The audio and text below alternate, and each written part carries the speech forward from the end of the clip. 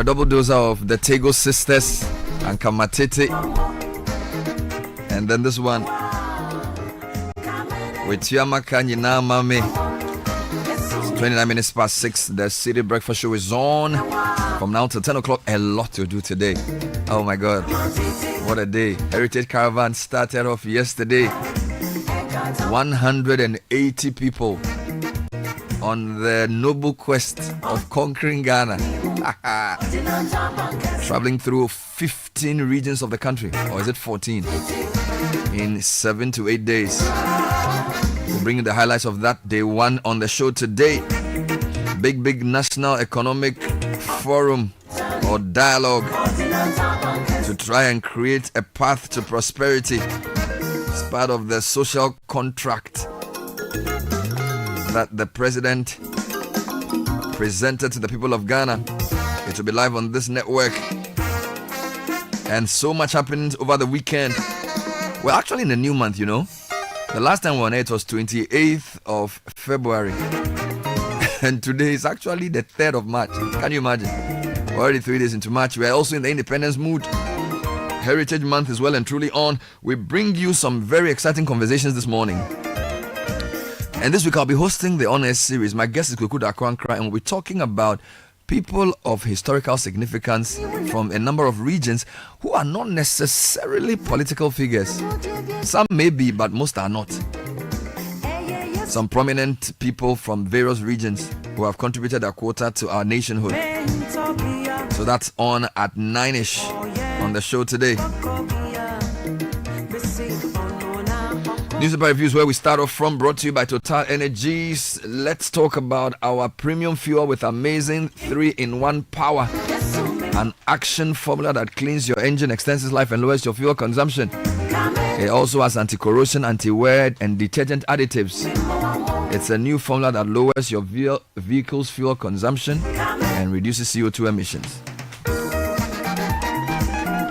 And the PIVA was flowing yesterday morning when the team was about to set off. Is the main, you know, we used to call it minerals. Yeah, man. Minerals. Can anybody tell me why they call those drinks minerals? I don't know. You know, minerals. Yeah. So if you're looking for something exotic, a new taste, we have 5 distinct flavors: cola, orange, cocktail, grapefruit, and tangy. Available at a retail store near you. Call 0550-032-231. And from the dreams of youth to the ambitions of adulthood,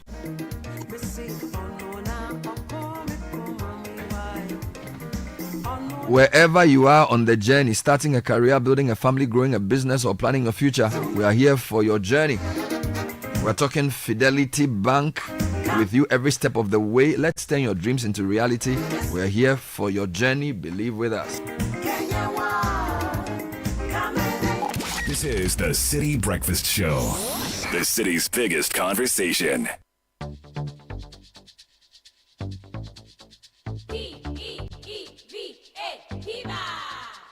Looking for a burst of flavor in every sip?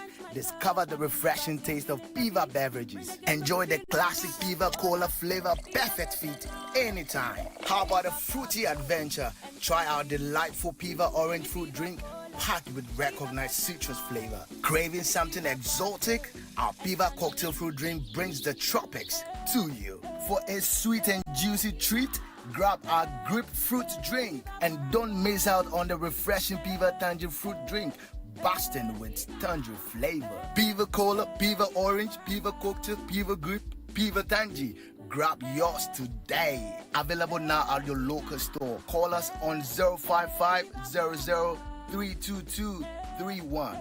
Piva, a taste you love. This advert is FDA approved. P for Piva. Oh, jump on now. Go. Ah, Ugomi, at what time will you come back where I don't hear the sound of your car? Why you buy new car? No, I not change my car. It be the same right. It be the fuel way I change. Way one shouts it. Ever since I started using the all-new Excellium Premium Fuel, fortified with 3-in-1 action. Oh, Joe, now my car they run like electric car. No, it's so. This is the type of fuel where they want to. Because now engine they cost. Where they want for way if I buy it, it go protect my engine. And with the small way I buy, I go drive, sir. Absolutely. It's like strapping a turbocharger to your engine and giving it a protector. And what they bust my mind says be the 3-in-1 action, no? Excellium they prevent up to 99% of deposit. It be anti-wear, some be anti-corrosion. Won't pay when I open there. Hey, so where can I find this magical fuel? Just head over to any Total Energy service station and your car will thank you. Hey, then make a finish my go be fast, then rush go Total Energies. My friend, but why your hand my go be inside? I give you info. Make a feel the go be too small. Go. Joe Pana. Excellium is designed to protect your car engine, decrease fuel consumption, and lower CO2 emissions. Don't say fuel, say Excellium. Choose Excellium, choose quality.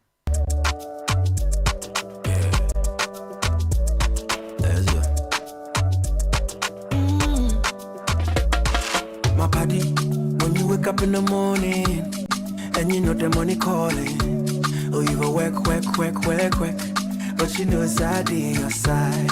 If I believe with us, if I hold my hand and believe, cause you know it's out in your side. And when you dream, no say I live for you. And when you hustle every day, when you wanna go, anything you do, I live for you. If I believe I live your side. Fidelity. If I believe with us, fidelity. If I know I lay aside, fidelity. This is the City Breakfast Show, the city's biggest conversation.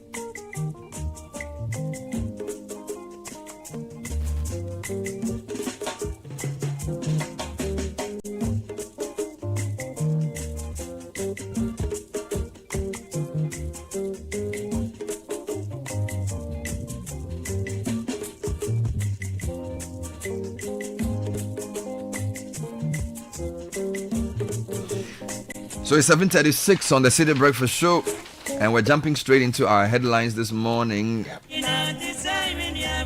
It's a really nice song, but we'll bring it back to you later.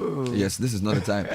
Let's start with the daily graphic. Yes, Bernard, T-bill rates drop as government reduces domestic borrowing. And Zoe Abu-Baidoo questions policy on Ghana's extractive agreements. Book on company law best practices launch. Stop photocopying Ghana cards of customers. This is the Bank of Ghana warning banks. And 32 years on, Parliament yet to establish public interest committee. If you go to the back page, Medina host Regional Sanitation Day. Has a photograph of the Greater Accra Regional Minister sweeping some parts of Medina. And the West African gas pipeline resumes supply. Let me do Ghanaian Times. Channel Hajj profits into charity. President directs task force. That story is on page 12. Also, Galamsey fight time for workable solution, not blame game. Reverend Nana Jumo Sapong. In other headlines, government position on free SHS assuring. This is child rights. And 7 die in separate incidents in the northeast region. Meanwhile, NLA-DG appointed African Lotteries Association Vice President. Okay. Chronicle, Mahama petition to free Atto ACN, and Ghana is being exploited by extractive companies. This is Zoe Abu-Baidoo speaking. Minority opposes formula to debate SONA. Justifying the use of public funds to construct a Hajj village is a question. Moving to the Herald, BOG's controversial $250 million headquarters faces parliamentary scrutiny as Governor carries Dr. Ernest Addison's cross on Wednesday. Meanwhile, NLA boss made African Lotteries Vice President. We read this already. Now, Central Bank insists on mandatory biometric verification to eliminate banking sector fraud. So they are not accepting photocopies. They want verification. Follow this story shortly. National Security halts Ghana Armed Forces Finance Unit retreat, site resource constraints, and then 2 names, Asuma Banda, Amadou Sule, both pass on over the weekend. Inquisitor, procurement of essential drugs in 2019, part 1. Ajima Menu, Pharma, Nova, Unmaxed. It's a big one here. And special prosecutor, we need bold reforms to combat corruption. Napo was the best running mate. Oseche Mensa Bonsu here. President Mahama, we will airlift 5,000 Ghanaian pilgrims to Mecca for Hajj. Government's net borrowing stands at 7.1 billion Ghana cedis. That's at The Today newspaper, thank you, Mr. President, for free tertiary education. This is from the Federation of Disability. Also, Muntaka bans use of chieftaincy crests as number plates. Okay. And then Suedu All Blacks retracts and apologizes to Indum for accusing him of inciting Elmina Shark supporters against referee. Those are the stories in the Today. The new publisher, shocking revelations from the National Film Authority. Male bosses forced me to hug another male.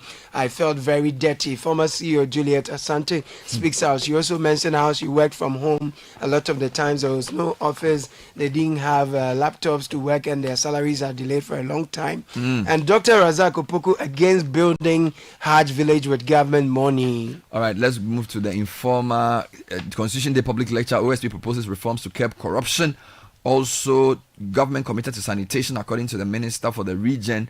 Interior minister warns chiefs against using chieftaincy crest as number plates. And then minority snaps MP's orientation over cost. Indeed, that's the story I wanted you to touch on for me, right, on the front page of the publisher. That's here as well. Minority abstains from orientation at luxurious hotel to cut cost, says it should be done in parliament. It's also here. Bagbin's hypocrisy exposed over MP's orientation. That's Ghanaian publisher. May Ramadan strengthen our resolve for peace and unity. There's a Akufo-Addo anti-LGBTQ bill. No U-turn will be tolerated. Reverend Intim Fojo to Mahama. Let's end with the news center. News Center, Abdul Salam NLA DG appointed Vice President Allah. That's here. Ajabin calls for passage of Corrupt Practices Act to combat corruption. BOG warns banks against photocopying Ghana cards. That's here as well. Insist on real-time biometric verification for authentication.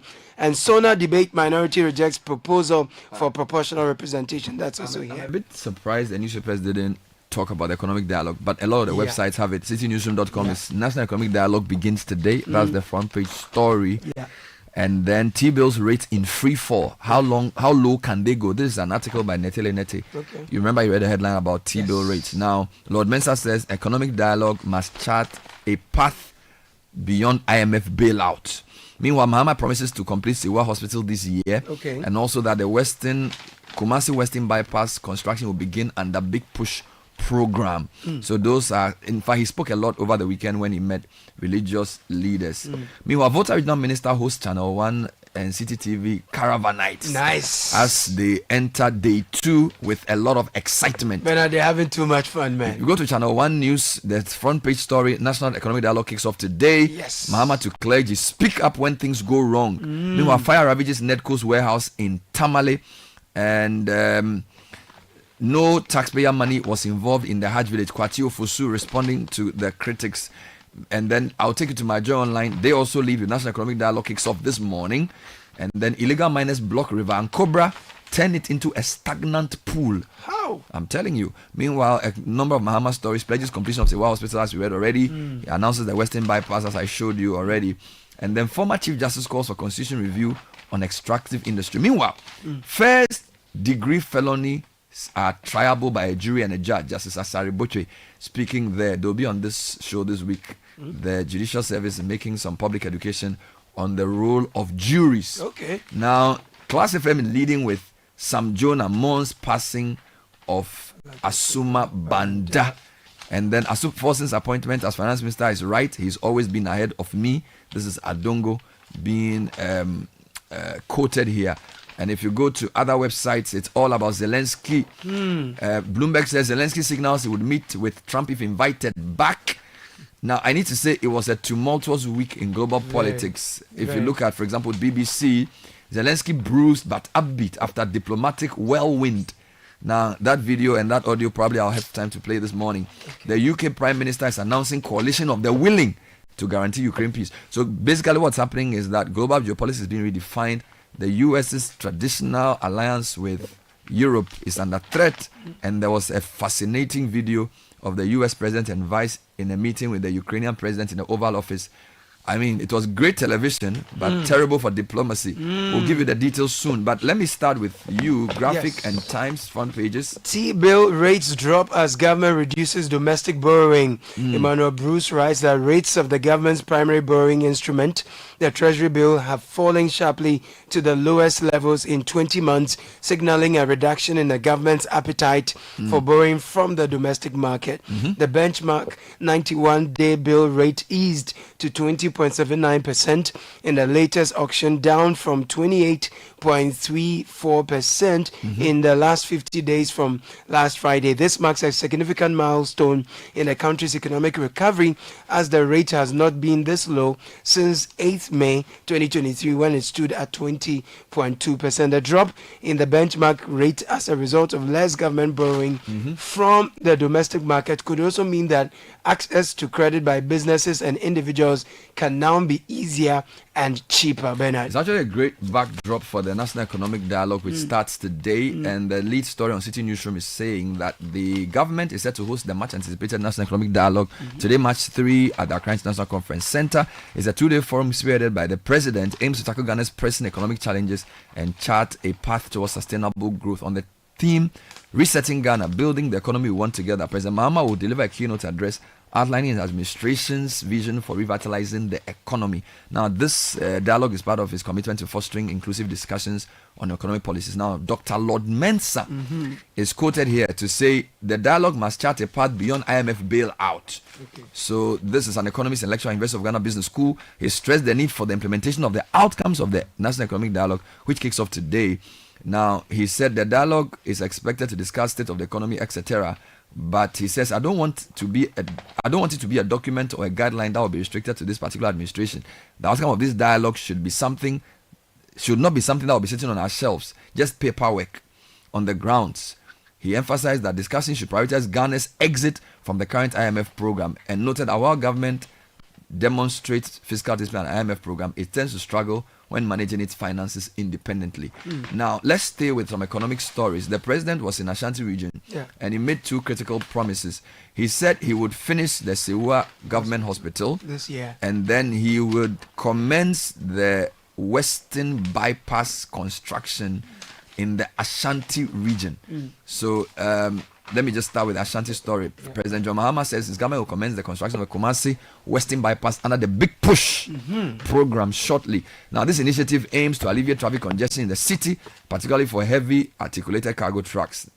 Now, under the Big Push programs, we will commence construction of the Kumasi Western Bypass. This will remove unnecessary traffic, especially the heavy articulated cargo trucks that come through the city, because they have an opportunity to connect to the Mampong and Techiman roads through Ejiso, President Mahama stated when he fellowshiped with the clergy on Sunday. He also promised, as I said, that he will finish the Sewa Hospital, which is one of the big hospitals that was started even in 2008 under Kufuor, and it's gone through various iterations, and it's gotten to a point where it has to be finished this year. So the president says he will finish the hospital this year. Let me come back to you. Yes, Bernard, the NPP say they will deliver the true State of the Nation address tomorrow. The new Patriotic Party will deliver its true State of the Nation address tomorrow, Tuesday, March 4, 2025. This move comes after President John Dramani Mahama's State of the Nation address on February 27, 2025, which the NPP claims omitted critical national issues and misrepresented the country's current state. The NPP's true State of the Nation address aims to provide Ghanaians with a factual and objective account of the nation's condition, and that will be addressed by the minority leader Alexander Apenyo-Marking. Still on the minority, they have boycotted a 3-day orientation program for members of parliament at the Volta Serene Hotel, citing serious concerns on expenditure. The Deputy Chief Whip, Frank Anodompe, announced on the floor of Parliament that cost-cutting measures should be considered for venues for parliamentary training in line with the president's policy on such events. According to him, the minority cannot be part of any profligate expenditure in an economy the president has described as crisis-stricken. We're also told the minority said, at least one of the MPs said, they would not attend the economic dialogue until people who had been sacked. That was Ofuansi Ayobi MP Kujopong in Kuma. Now, I want to touch on Galamsey. Ghanaian Times has a couple of stories here. The time for workable solutions is now. Stop the blame game. Reverend Sapong So this is the menace of illegal mining is fast assuming alarming proportions, and this requires immediate and drastic action to stem the tide. Reverend Nana Jumo Sapong, an environmentalist, has cautioned. And then I don't know where he was speaking. I think he was speaking to journalists in Kumasi on Thursday. He's the founder of Friends of Rivers and Water Bodies. Yeah, man. And an environmental NGO. Now, the reason I bring this story is that there's a story on my journal online. Illegal miners block River Cobra, turn it into a stagnant pool. Illegal miners have blocked the River Cobra at multiple points in Pristia Himan and Awodua Western region, preventing its natural flow. Joy News can confirm that miners are now using excavators to mine directly in the River Cobra basin. Eraso Donko reports that over a year of illegal mining has turned the once flowing river into a stagnant, polluted pool. To assess the scale and impact of these activities, the Minister of Lands assembled a special advisory team for a nationwide finding mission. And then the journalist then gives some other details. For example, at Eshimu, mining operations encroach on the river, violating buffer zone policies. A miner who identified himself as Lopez showed us documents for his concession but admitted to illegalities on site. At Awodua near Pristia, we made a shocking discovery. Illegal miners had completely blocked and contained the river for mining. The whole river. Even more alarming, at Pristia Himan, close to the bridge, miners have built embankments, halting the river's flow entirely. The once vibrant Ancobra is now a stagnant brown pool beneath the bridge. It's water trapped and exploited. More on this later. That's not proper. Now, Ejabin calls for passage of Corrupt Practices Act to combat corruption. Special Prosecutor Mr. Kisi Ejabin has called for significant constitutional reforms and a shift in the national mindset to strengthen the fight against corruption and state capture. He said these measures were crucial to ensuring the country's development. He was speaking at the 5th Annual Constitution Day public lecture in Accra. Mr. Ejabin proposed embedding the office of the Special Prosecutor within the Constitution to safeguard its independence and operational effectiveness. It was organized by the One Ghana movement and held at the University of Professional Studies, Accra. Now, Parliament is summoning the new BOG boss over the headquarters. I'll have two angles to this. The Herald says BOG's controversial $250 million headquarters faces parliamentary scrutiny as Governor Isiama carries Dr. Addison's cross on Wednesday. Now, this story is in the Herald. It's also in the Custodian. They basically just quoted the angle on the summoning, but the Herald gives more details, announcing the business of Parliament announcing the business statement of Parliament for the week ending Friday, March 7. Majority Leader Hariga stated that the new governor would address the House regarding the cost of the new BOG head office, christened the Bank Square, which was put up under the previous government.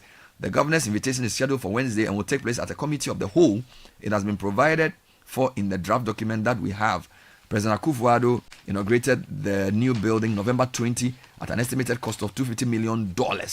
Construction commenced in 2019 under a contract that was initially awarded to Gold Key Properties, owned by Kweku Ofosu Bediako in 2020 for £81.8 million. The funding was reportedly sourced from internally generated funds and government support. However, the project's cost kept escalating over time, with revised figures rising to $121 million and eventually reaching approximately $250 million upon completion. It's a 20-story building. This story will follow through as the parliamentary group gets into it. Bernard, procurement of essential drugs in 2019, Ajima Menu, Pharmanova unmasked. Story details on page number 4. It is coming out that Ghana's procurement... This is Inquisitor, thank you. The Inquisitor. It is coming out that Ghana's procurement of essential medications during the tenure of Kweku Agyeman-Manu as the Minister of Health was fraught with some irregularities. Shockingly, the irregularities favored foreigners at the expense of Ghanaian companies that genuinely won contracts to supply drugs to the nation. There was arm twisting against a fully owned Ghanaian company to favor Pharmanova Limited, owned by Indians. Not even several warnings from the Central Tender Review Committee and the Public Procurement Authority would convince Mr. Agyeman-Manu, who was popularly called Kweku Techno by his Doma Central constituents, to do the right thing. The dastardly act involving Mr. Agyeman-Manu and Pharmanova Limited that happened in 2019 has bounced back to the fore, with pharmaceutical industry players calling for full-scale investigations into how essential medications for Ghana were procured under the watch of the former health minister. I'm going to give you a couple of stories in the Herald still. Central Bank insists on mandatory biometric verification. This is an important story because there was one that you read earlier. Now, the Bank of Ghana has issued a firm directive against photocopying Ghana cards for banking transactions, emphasizing that biometric verification must be the standard for identity authentication. Now, this position was reinforced during a stakeholder engagement held at Kempinski Gold Coast City, organized by the Identity Management Systems IMS Limited in collaboration with the NIA. The event themed Protect Every Transaction with Biometric Verification brought together the Bank of Ghana, the Ghana Association of Banks, the NIA, and reps from 25 universal banks operating in the country to discuss the critical role of identity verification. Now, the details of the story are then given. Now, they are underscoring the need to transition from traditional manual processes to multimodal biometric verification approaches to eliminate security vulnerabilities. This will also help to curb banking fraud. So it's a great move there. Bernard, Inquisitor, page 3, interesting stories. NSA ghost names. Some key actors flee to non-extradition countries. This is Kwache Ofosu revealing. Mercy. And then amounts left in sinking fund less than the cost of watches won by former NSS officials. Oh, stop This is Professor Khalid, economic advisor at the office of the Vice President, Professor Sharif Mahmoud Khalid. He's lamenting that the amounts left by the previous administration in the sinking fund. He was speaking on Channel 1 TV's Big Issue on March 1, 2025, where he said that the amounts left there, the fund currently holds a meager balance of $64,000 and 143,000 Ghana cedis, as revealed by President Mahama during his State of the Nation address. You look at the setting up of the gold board and the speed at which it is going. It's a very significant feat as far as that is concerned. He also praised the President's commitment to ensuring that cash payments are made to stabilize the fund, describing it as a critical step towards financial. So you are speaking to a number of issues with respect to the State of the Nation Let me address. deal with Volta Regional Ministers hosting Channel 1 TV CTFM's 2025 Heritage Caravan Night. So the vibrant rhythms of Bobobo and Agbaja filled the air as Heritage Caravan made its spirited arrival in the Volta region. Welcome with open arms and great music. The Caravanites could not stop smiling as they experienced full cultural immersion in the heart of Ho. James Gunu, Volta Regional Minister, graciously hosted the travelers, ensuring they felt the warmth and hospitality of the region. The event saw caravan participants hitting the dance floor hard, fully embracing the traditional dances of Bobobo and Agbaja, making it a night to remember.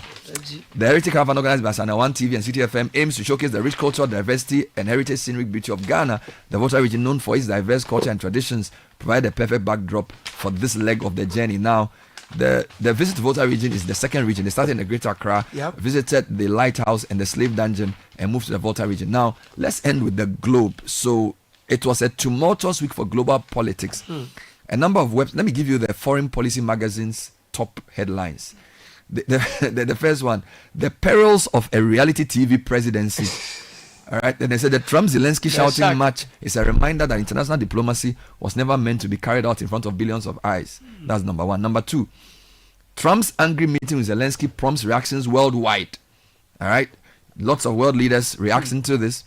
3, a grand bargain with Russia would be a disaster. So a lot of Western commentators are not happy with Donald Trump. The Democrats are not happy with Donald Trump.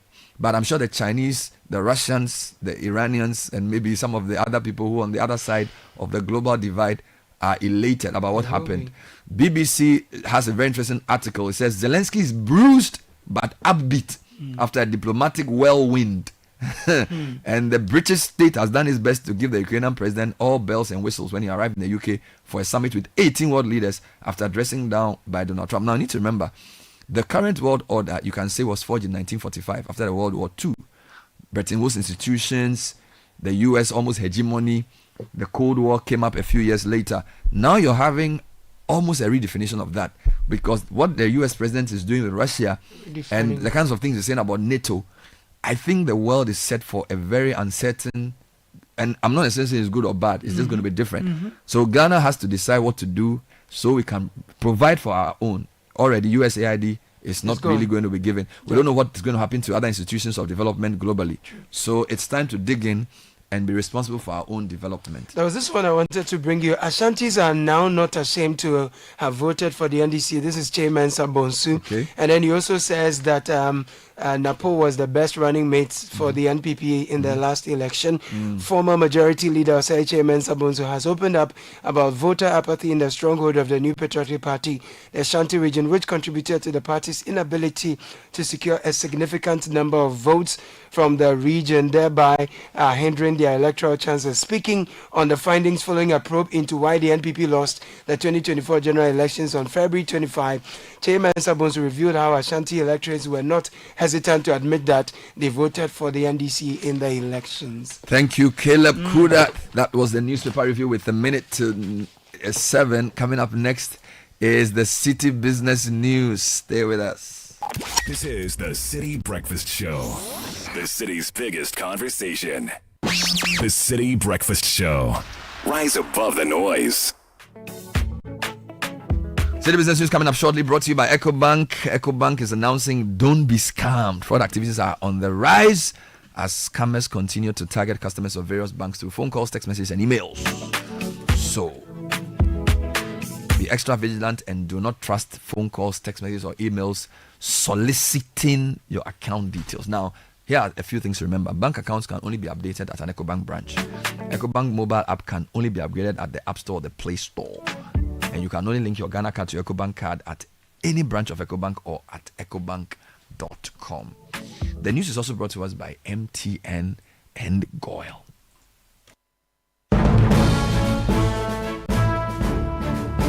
Ahead of a busy day for the business desk, Neil Latte is here in suit. Good morning.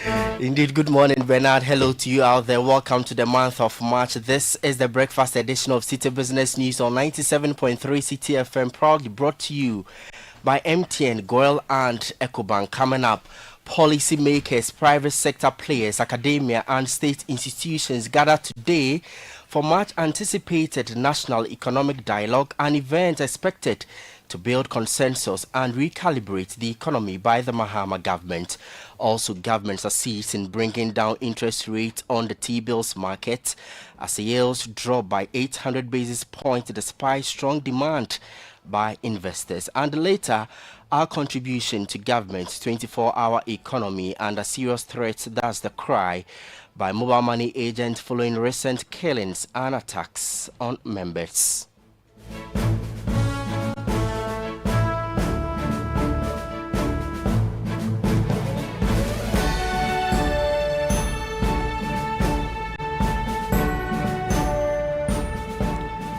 I am Neat Latte. Many thanks indeed for choosing us this morning. Details of our stories now. Ghana's much anticipated National Economic Dialogue begins today, bringing together policymakers, economists, and industry leaders to confront the country's deepening economic challenges. With a struggling cedi, mounting debt concerns, an IMF program, and a business environment under pressure, stakeholders are under no illusion about the weight of discussions ahead. More in the following report put together by my colleagues Daniel Sakiti and Daniel Odro-Mensah.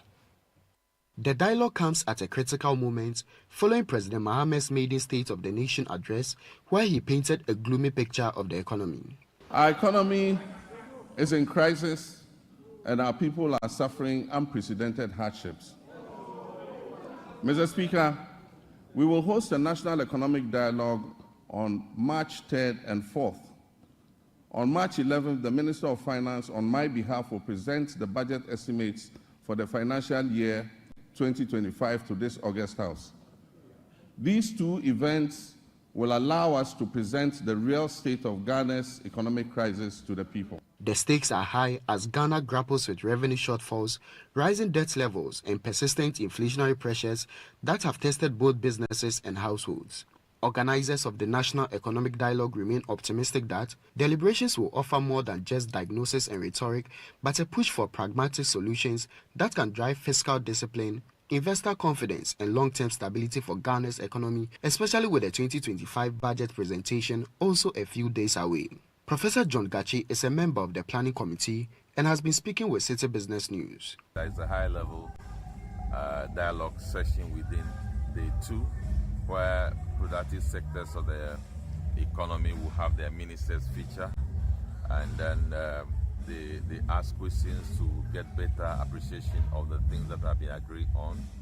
The public will also be there to ask questions. That should show commitment that this group of ministers are going to take up the recommendation regarding their sectors for implementation. And then again, the report will go to the finance minister, to the president of the republic, and that will also influence the 2025 budget. That will influence the medium to long-term program for the country.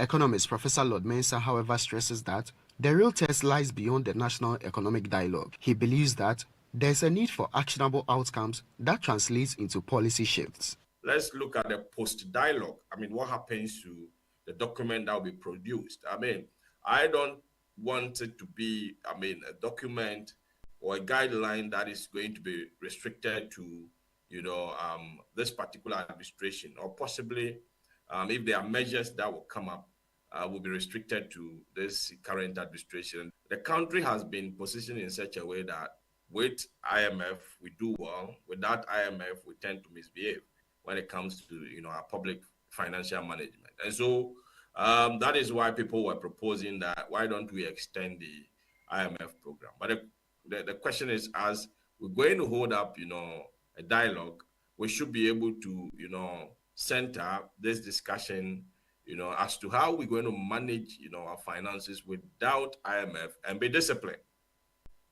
Financial economist Professor Lord Mensah ending that report put together by Citi Business News' Daniel Sakite and Daniel Odro Mensah. In that report, you heard Professor John Gachi talk about the fact that report from the National Economic Dialogue will be sent to the Finance Minister, Dr. Kasayel Atoforsin, who has assured that the outcomes of the National Economic Dialogue will find clear expression in the upcoming 2025 budget, which will be presented next Tuesday, that's March 11, 2025. We've got more from the National Economic Dialogue here on 97.3 Citi FM as well as Channel 1 TV. You've got to stay with us.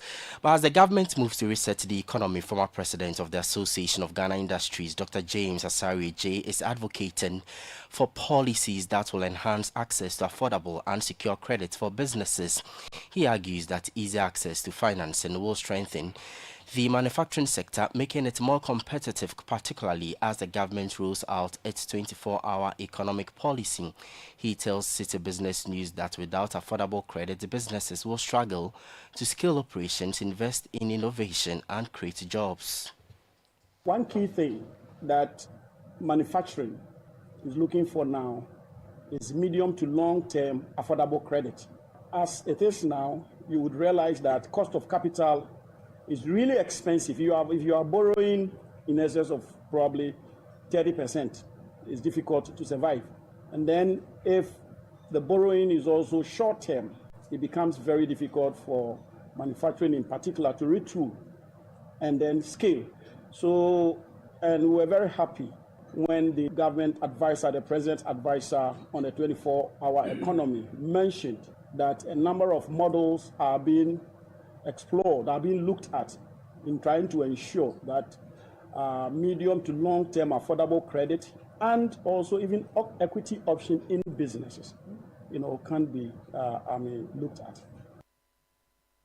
That was a former president of the Association of Ghana Industries, Dr. James Asari Ej. Now, last week, Treasury bills witnessed an unprecedented decline in yields, marking one of the sharpest drops in decades. The latest auction results from the Bank of Ghana showed that rates, which started the year between 28% and 30%, have now fallen to an average range of 20% to 22%. Here's more. The decline in T-bill rates is driven by high investor demand and government's effort to cut borrowing costs. Recent auctions show the government rejecting some bids, signaling its unwillingness to pay high interest rates. With few safe investment options, investors are rushing to buy T-bills even at lower yields. At the start of 2025, T-bill rates were between 28 and 30%, offering strong returns. However, latest BOG auction results show a sharp drop. Specifically, the 91-day T-bill has dropped from 28.34% to 20.79%, a reduction of 760 basis points. The 182-day bill fell from 28.96% to 22.98%, indicating a 600 basis points decrease, while the 364-day T-bill declined from 30.17% to 22.69%, representing a 750 basis points cut. This rapid decline has left investors wondering how low will rates go before they stabilize. Economic and fixed income analyst Wilson Zilevu from Databank believes yields will drop even further in the coming weeks. I think the recent declines in yields were widely expected, which is why investors started locking in their funds at high prices in the latter part of 2024. What wasn't anticipated was the scale and speed of the drop. It is without doubt that the Treasury's firm stance has reshaped market sentiment, but also creates a room for private players who have long been crowded out from the market to sort of re-enter. Interesting times lie ahead, and the ultimate floor of these yields will be determined by demand and supply dynamics, the Monetary Policy Committee's decisions, and the long-term effects of inflation. Despite falling rates, investors are still buying T-bills in large amounts. In the most recent auction, total bids tendered reached 18.25 billion Ghana cedis, slightly down from the previous week's 20.50 billion Ghana cedis. Government exceeded its target, raising 6.49 billion Ghana cedis against bids totaling 7.41 billion Ghana cedis. With the next auction targeting 5.74 billion Ghana cedis, the market will closely watch whether T-bill rates keep falling or stabilize. Netele Nete Ajaho with that report.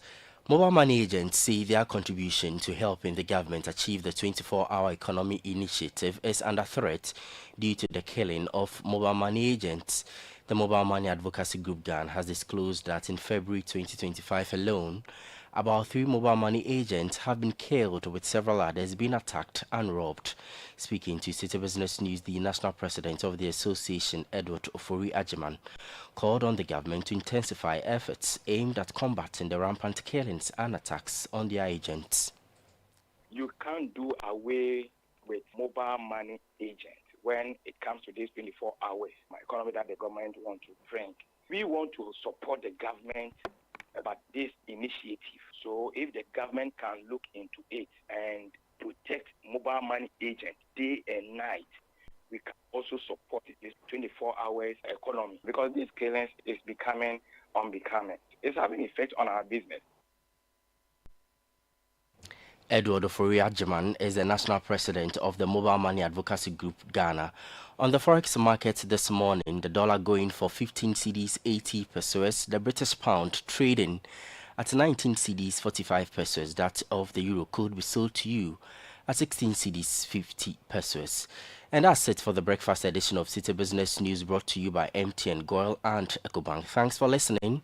I am Neil Lati. Do have a good business day. Every day, people have money emergencies. Ma, I need my school fees. Mommy chop money. Crash it. Mommy rent. Emergency. Now, there's a new emergency number in town. More money, challenge and enjoyment. At the Chop Life we got. Dial *770# for money emergencies and Chop Life. For emergency access to your bank accounts, transfers, utility payments, loans, and more. Dial *770#. Bank on the go even without data with EcoBank's short code for digital banking. EcoBank, the Pan-African Bank.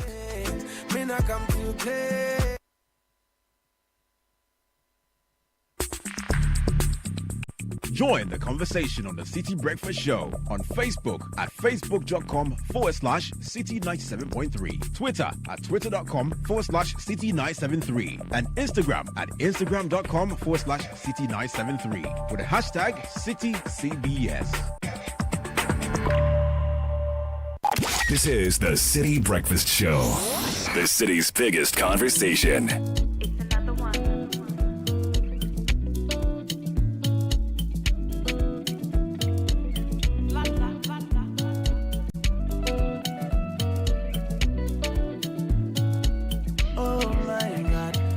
I know, You do me bad, then you know. You know what. Miss you for my pillow. Tears we soak my pillow. Oh, wait till I do you. Where you lead me, go for a tungo. 13 after 7. Kickoff is coming away shortly, proudly brought to you by Shell and Zonda Ghana Limited. Shell says from planning date nights to making your kids happy with the latest toy and ice cream, these may seem little, but they make the difference in creating lasting memories. Good times start at Shell, where you can fill up on more than just fuel. Fill up on love, laughter, sumptuous bites, and treats from our partner vendors, whether juicy chicken, filling burger, snacks, space to just unwind. We got it all at Shell. While you're enjoying yourself with your family and friends, your car can also get the love it deserves at the Shell service station and wash bay. It's one roof for everything. Visit Shell today. Shell, go well. Kickoff is brought to you by Zonda Ghana Limited as well. Built in Ghana, building Ghana. I did my day since Tuesday. Shilling Billy. But you did. I go mad, gun chatting at the This is the City Breakfast Show, the city's biggest conversation. And now piles the pressure on Manchester United's next taker. This will not win it. He has to score to keep Manchester United's hands on the FA Cup, and even then, that may only be momentary. Zexi fails, and Fulham celebrate at Old Trafford. Ben Leno, the headline act, with 2 penalty saves. And Gabby Affairs here with Kickoff. Good morning, Gabby. Oh, good morning, Caleb. How are you doing? Not bad at all. How are you doing? Great stuff. Well, it was not too good for Manchester United because their decimal season hits a new low in the FA Cup. My goodness. Yes. Take it off. All right. We'll get some more reactions from United's capitulations in the FA Cup Plus. Take you all the way to the Barbara Sports Stadium in regards to the 2025 Inter-Schools and Colleges Athletics competition.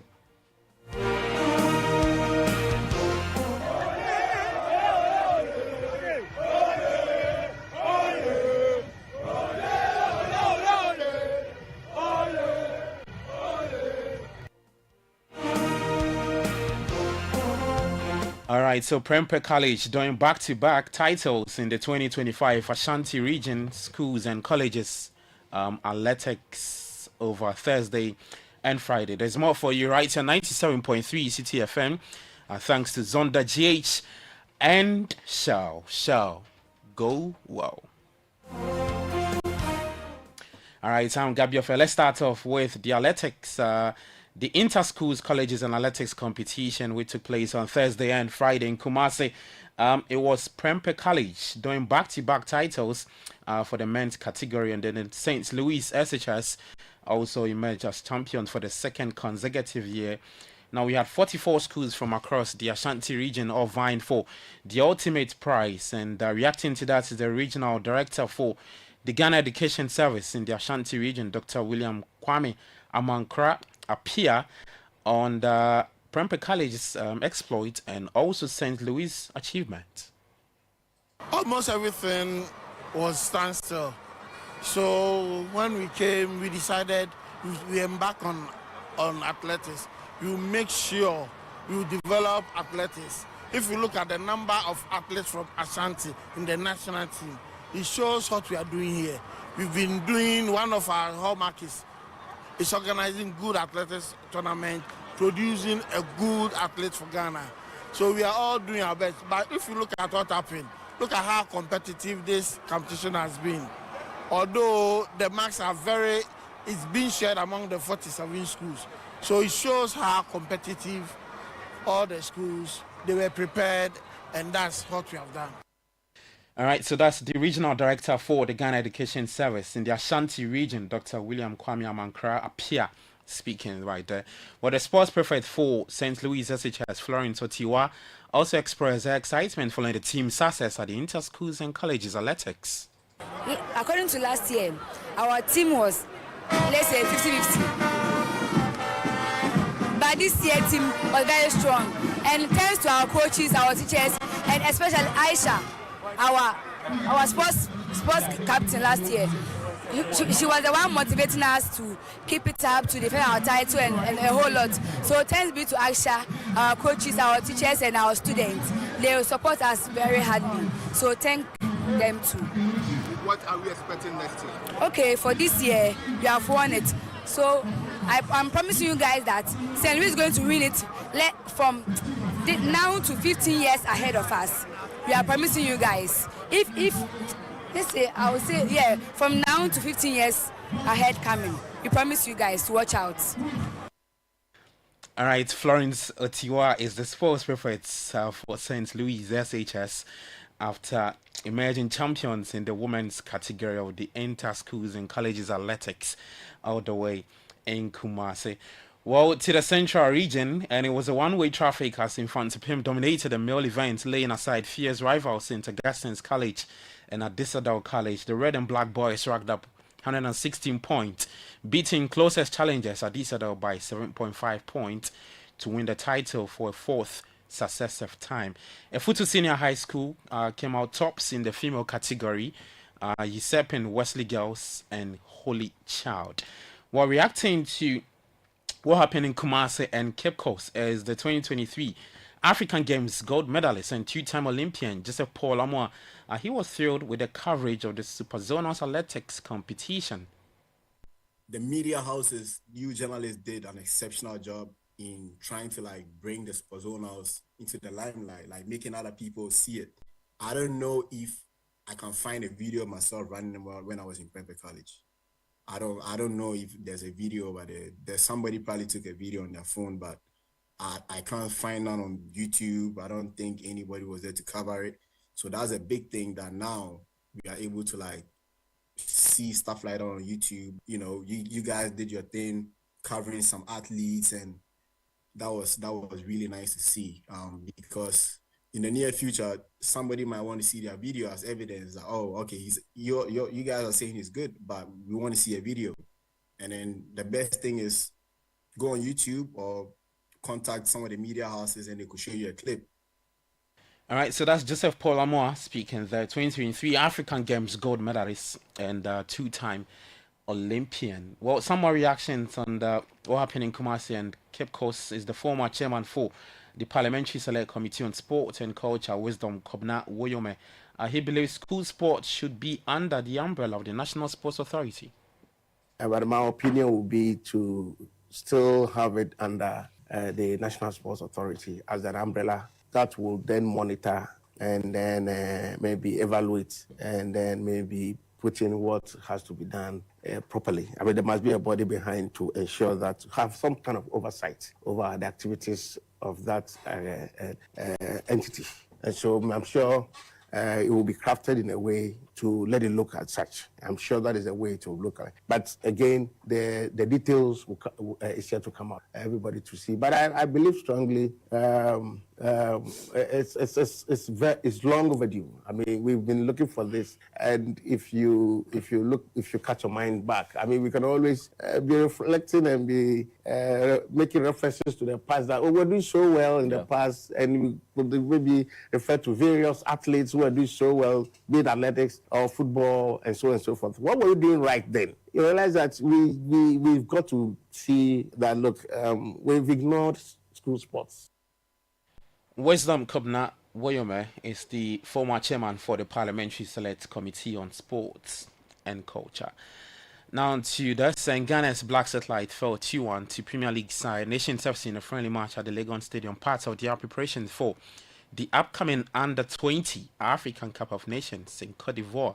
Well, the team will take on some more friendlies, and that will come against Togo and Burkina Faso. The Black Satellites are aiming for a 5th AFCON title, having last claimed victory in 2021 in Mauritania under former coach Abdul Karim Zito. While in Europe, Fulham goalkeeper Ben Leno was the hero with 2 saves in the penalty shootout to knock Manchester United out of the FA Cup after 3 precise spot kicks from both sides. Leno denied Victor Lindelof and then Joshua Zirkzee his efforts to send the Cottagers into the quarterfinals. Yes, Manchester United's head coach Ruben Amorim. Ruben, it's a tough result to swallow. What were your overall thoughts of, firstly, the performance of your team and how the game unfolded? I think we had 35 minutes with good possession, with good control of the game. The rest of the game was we create the best chances. Sometimes we drop the lines a little bit to feel comfortable and to use the pace to make transitions. I think it's tough to deal with the loss, but when you go to the penalties, anything can happen. Today was not our day. All right, so that's United's head coach Ruben Amorim speaking there. On the part of Fulham, we hear from Calvin Bassey. Calvin, congratulations. I was actually equally impressed with your footwork after the match, celebrating in front of the Fulham fans, as much as I was with your performance today. Thank you. First, I want to thank my personal Lord and Saviour, Jesus Christ. Without him, it wouldn't be possible. It's a, as I've said before, it's a pressure's a privilege. It's an honour to be here. To get to do the job I get to do every single day, and of course. We're pleased with the win, Felt like we've played United a couple of times earlier on in the season when we lost 1-0. Thought we played really well and deserved something, so it was good to come here and get the win, and go through. All right, so that's Fulham's Calvin Bassey. His side are true to the quarterfinals of the FA Cup. Reacting to that more, United's exit is former United striker Wayne Rooney. He believes Amorim needs time at the club to implement his ideas after the latest loss to Fulham in the FA Cup. Yeah, I do think he'll get it, and I think it's not a free hit because I think you'd expect a bit more from Manchester United than what we're seeing since he's been in. It's very difficult to come in during the season and not have his pre-season to implement his plans with the team, but he has to look to the future and moving forward, and how can he firstly... He says win the Premier League. How can he compete to get a bit further up the table? I think that's the next step for them. But ultimately, the goal moving forward over the next few years is to try and do that. You had, sorry, Mike, you had a little go. Obviously, you've had a few goes at management. Ultimately, you can only deal with what you've got as players, isn't it? Isn't it about the talent on the pitch? You can only do so much. Yeah. However much you know the game, however great a player you are, however strong a management are, the best managers are the ones that got the best players. All right, so that's former Manchester United striker Wayne Rooney speaking there. Well, early on at the St. James's Park, Danny Welbeck scored an extra time when as Brighton beat Newcastle to reach the quarterfinals. Also, Ghana's Tariq Lamptey was shown a red card. For the quarterfinals draw, Fulham will take on Crystal Palace, Preston up against Aston Villa, Bournemouth will take on Manchester City, Brighton will face the winner of Nottingham Forest and Ipswich. Now to some tennis, and Stefanos Tsitsipas secured a maiden ATP 500 title with a straight set victory over Felix Auger-Aliassime in the final of the Dubai Tennis Championship. Tsitsipas produced a strong performance to beat his informed Canadian opponent 6-3, 6-3 to claim the title. That's the very latest in the world of sports. For more, you can head to citysportsonline.com, and on X, you can find us at City Sports GHA. Kickoff was proudly brought to you by Zonda GH and Shell. Go well. I am Gabriel. Enjoy the rest of your day. Do take care and bye-bye. There are some classy celebrations that calls for whipping out your favorite China sets. Same goes for your luxury vehicle. Just any engine oil won't do. Premium understands premium best. The new Shell Helix Ultra 0W20 SP is the one for your premium car. It's a fully synthetic motor oil designed using the Shell Pure Plus technology. Prevents dirt buildup with exceptional cleaning power, leaving your pistons cleaner than a whistle, up to 50% more than the industry standard, and gives you stronger, long-lasting engine performance. So, if you want your classic car to run smoothly like a Ferrari for years to come, use the Shell Helix Ultra SP 020 made for premium. Shell Helix Ultra 0W20 SP, designed for ultimate engine performance.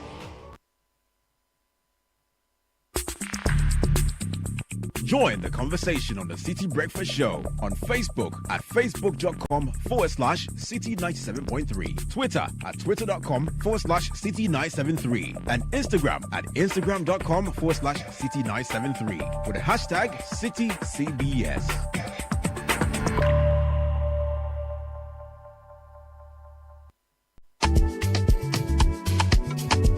Yafine gave us the vibe. Now, Inshona Chile makes you thrive. Yes, so it's time to enjoy, Charlie. Buy or renew your motor insurance and boom! Free fuel coupons and airtime for your sweat. Who know like enjoyment? Skidibidi-bum-ba-dum-bum. From January to June 2025, Enterprise Insurance gives you more reasons to smile on the road. Insure today and enjoy free fuel coupons for your car and airtime for your phone. Free fuel? Airtime too? Hey! Enterprise Insurance. Always your advantage. Inshona Chile. It's simple. Insure and enjoy. Ready to secure your peace of mind and experience the fastest claims payment? Visit any of our branches or agency outlets nationwide. Connect with your insurance broker or enjoy the convenience of buying your insurance online through the Enterprise Advantage app today. Terms and conditions apply. Enterprise, your advantage. There's no price like the ShopRite price. That's why we are committed to bringing you lower prices on all the essentials you need. Like 1 kg Lily White Sugar for only 29 cedis, 99 pesos worth, and 500 gram Good Start White Oat Porridge for just 19 cedis, 99 pesos worth. Never pay more than the ShopRite price. Prices valid until 9th March, only at ShopRite. This year, something magical is happening. A celebration of tradition, flavor, and community. Welcome to the Back to Your Village Food Festival 2025. Taste the heart of your heritage with mouth-watering dishes from across the country like Ademe with akple, Tozafi with ayoyo soup, kokonte, apopranta, rare quine, and many more. From rich spices to sweet treats, it's a journey for your senses. We're taking you back to your village. Oh yes, let's recreate our age-old recipes. But it's not just about food, you know. We're celebrating culture, connecting with family, and making memories that last a lifetime.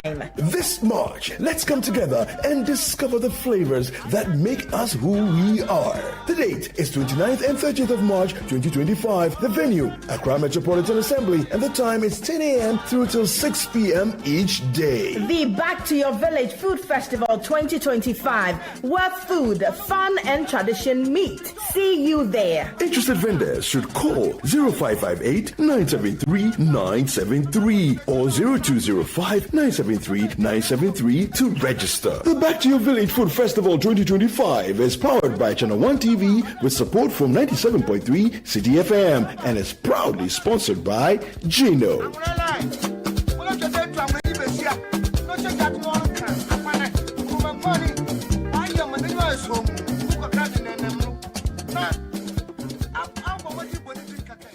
Where do your hopes and dreams take flight? The money you've earned, the future shining bright. At Petra, not just here for your retirement plan. We are here for the life you've imagined and then some. From your child's education to your dream home's door, we'll help you achieve what you're striving for. Petra is here, steady and strong. Your wealth in safe hands, where it belongs. With investments that grow at rates that compete, we build your future with every heartbeat. That's Petra, your partner. Come joy or strife, guiding you toward the dreams that define your life. For your pensions, investments, loans, and more, visit our website at petraonline.com or call 0242 435037. Petra, achieve more. With the recent increase in electricity tariffs and fuel prices, power, although unreliable, has become expensive, and owning a noisy generator becomes a headache rather than luxury. For an affordable and durable electricity solution, you need to go solar with Translight. Feel the independence, experience the comfort, and be productive. Translight Solar. Wherever there is sunlight, there is Translight. Think solar. Think Translight. Locate us at 98 Boundary Road, East Legon, in between ARS and the American House at the White House bus stop. Visit our website at translightsolar.com. Call us on 0504-249-229 or 0206-542-454 or reach us through email info@translightsolar.com.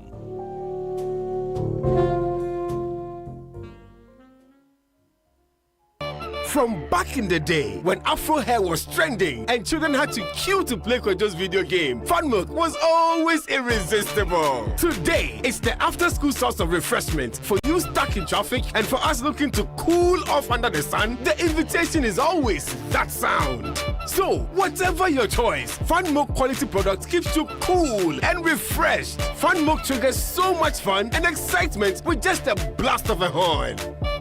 Fun Milk, spreading joy to everyone. This advert is FDA approved. This is the Citi Breakfast Show, the city's biggest conversation. The Citi Breakfast Show. Rise above the noise.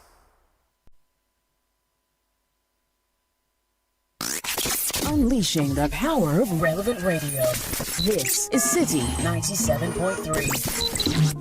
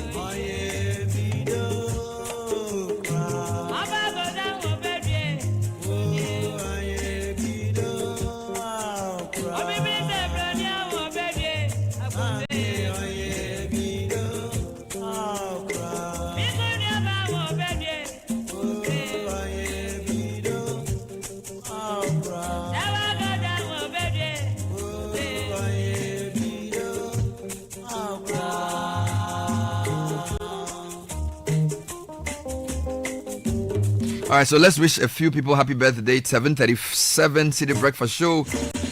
Monday, the 3rd of March. I like March. March came surreptitiously, you know. It's like Friday, we're all doing February 28th celebration. Went home for the weekend, and then it's 3rd March already. You know, it's like, and months like that move pretty fast. The year is going actually very, very fast because it's one of the fastest Januaries I've experienced. And then February disappeared in like a whim. So we'll see how it goes. A few happy birthday greetings coming through. Happy birthday to... Where do I even start? So many people celebrating their birthdays today. So let me go to the back. Happy birthday to Estelle Foriwa Osei-Boateng. As you celebrate your birthday, know that my love for you knows no bounds. From your husband, Lawrence Osei-Boateng, to Estelle Foriwa Osei-Boateng. Happy 35th to Dr. Kaile Elemausi Ashonkwe. We love you so much. Have a beautiful and blessed year. From your husband, Danny Kwe, and Duke and Apiele, Nayo and Apioko, and all your children. Dr. Kaile Elemausi. I like the name. You know what Elemausi means? It's in God's hands. Correct. All right. Wishing Reverend Mrs. Victoria Mbabacha a happy, blessed birthday. I thank God for how far He has brought you. I wish you many more blessings and wins. This is from Mavis Wright to Reverend Mrs. Victoria Mbabacha. Good morning, Bernard. Yesterday was the birthday of a true brother and dedicated Christian and member of the Full Gospel Business Men's Fellowship Rich Chapter, Mr. Ishmael Abeye. We love you and God bless you. Coming in from Solomon. So what are we doing today? We're taking you quickly to the Caravan. Where are we? Yesterday was amazing. I was part of the team that saw them off. And we have 180 Caravanites, 30 of whom are staff. Wow. Yeah, a little over half a dozen security and a lot of patrons. Looking forward to 8 magical days. So what I'm going to do is give you a quick report on day 1, and then I'll speak to one of the team members on where they are going today and what they hope to see. So it's 7:40 on the City Breakfast Show, but Volkswagen had a big event on Friday. You were there. Well, tell me about it. Oh, Bernard, so they launched the Volkswagen Touareg. Touareg? Yeah, Touareg. It's a very sleek one, very rugged yet nimble. Assembled in Ghana? Yeah, assembled in Ghana. So it's the first model they've assembled in... No, it's the first of the Touaregs they've assembled in Ghana. Okay. Already, you know, they have the Vetus, they have Amarok, and then they have the All-Space, and then the Terramont. But the Touareg is a new one they've assembled here in Ghana. So did they allow you to drive it? No, I sat inside. They said the seat can massage you and this. Oh my God. It was nice. It was nice. Yeah, but they didn't let me drive, so maybe that'll happen later today. So the Touareg is the latest in a range of models they are bringing. So they have the 7-seater Terramont. The Touareg is 5-seater. Yes. There's the 7-seater Terramont. There's also the Virtus, the T-Cross, the T1, and the Amarok. I had a privilege of interviewing the Africa CEO of the company. Jerry Sapong. And no, he's not the Africa CEO. He's the Ghana CEO. Okay, sure. Yeah. So yeah, if you want to get more information about Volkswagen and their vehicles, you may call or WhatsApp 025-795-6688. Terms and conditions apply. Volkswagen, Rise and Thrive. Now, there's a card for everyone. If you're looking for a bank card that suits your needs, Zenith Bank offers a diverse range of cards designed just for you. Whether you're looking for a credit card to help you meet pressing financial needs, a debit card to have access to your funds at all times, or a prepaid card to help manage your spending, we have the perfect solution. Visit any Zenith Bank branch nationwide and choose the card that works best for you.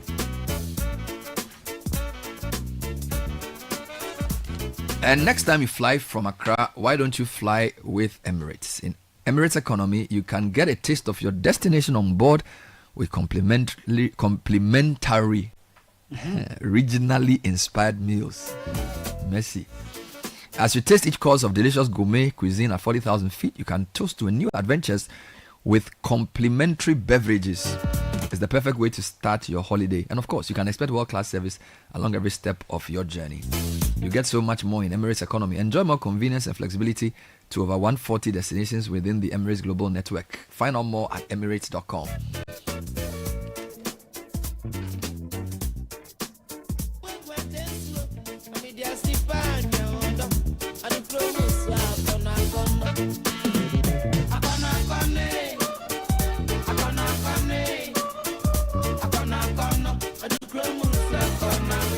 A few more requests coming in. Good morning, Bernard. Please wish my wife, Khadijat Musa of the Procurement Department of VRA, a happy birthday. Yesterday was her birthday, Dr.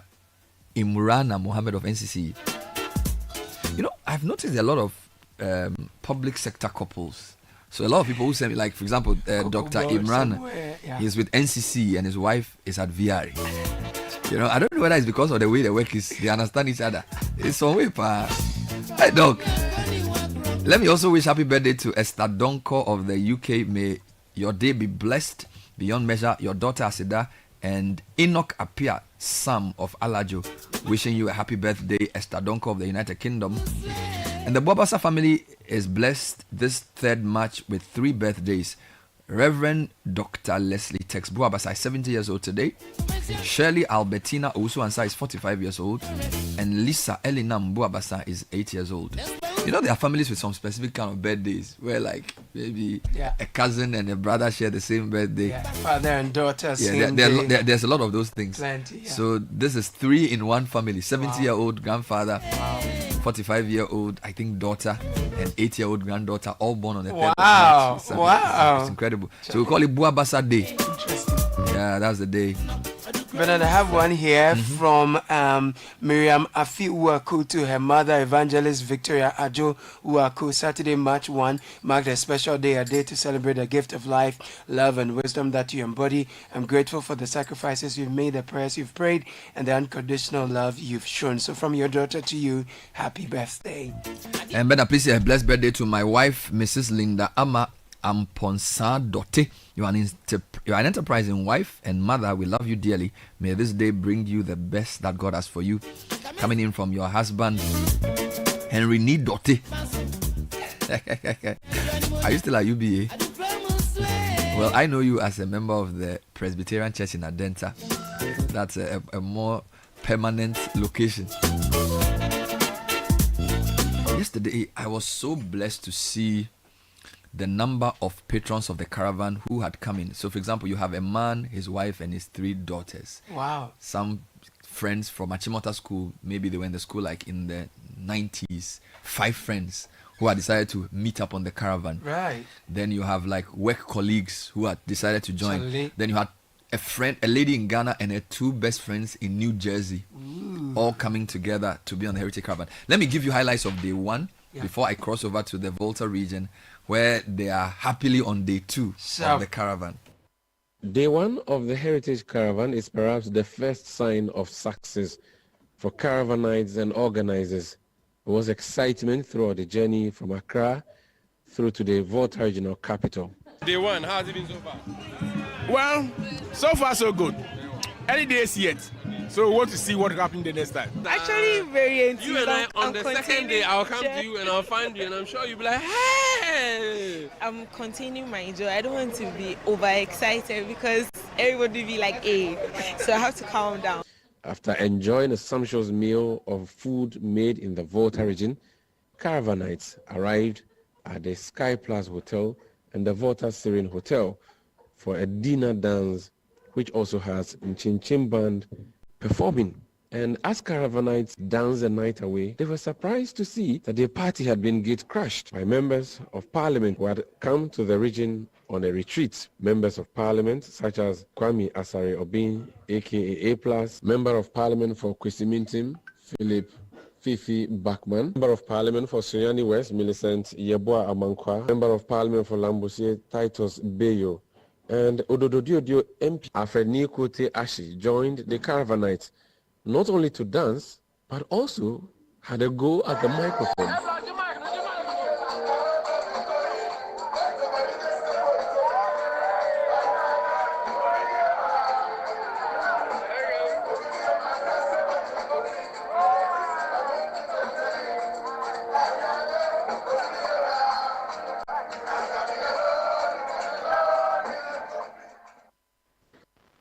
It was an exciting day one on the Heritage Caravan, and day two begins this morning in earnest. The team is currently en route to the Upper East Regional Capital, Bolgatanga, as there will be a stop in Yendi, the tradition where the Yana would be receiving caravanites on this memorable journey. Reporting for City News, Umaru Sanda-Amadou on the Heritage Caravan, somewhere between the and Oti regions. So it's 7:48. Umaru Sanda-Amadou filed a report earlier, and he's joining me right now. Sanda, good morning. Good morning, Bernard. Yeah, I think you filed this report like 2 a.m. Bernard, it's crazy. I mean, we had a long night dancing to Chin Chin Band, and we are moving with them, so it's like we have our own party on the wheels properly happening, or properly so-called.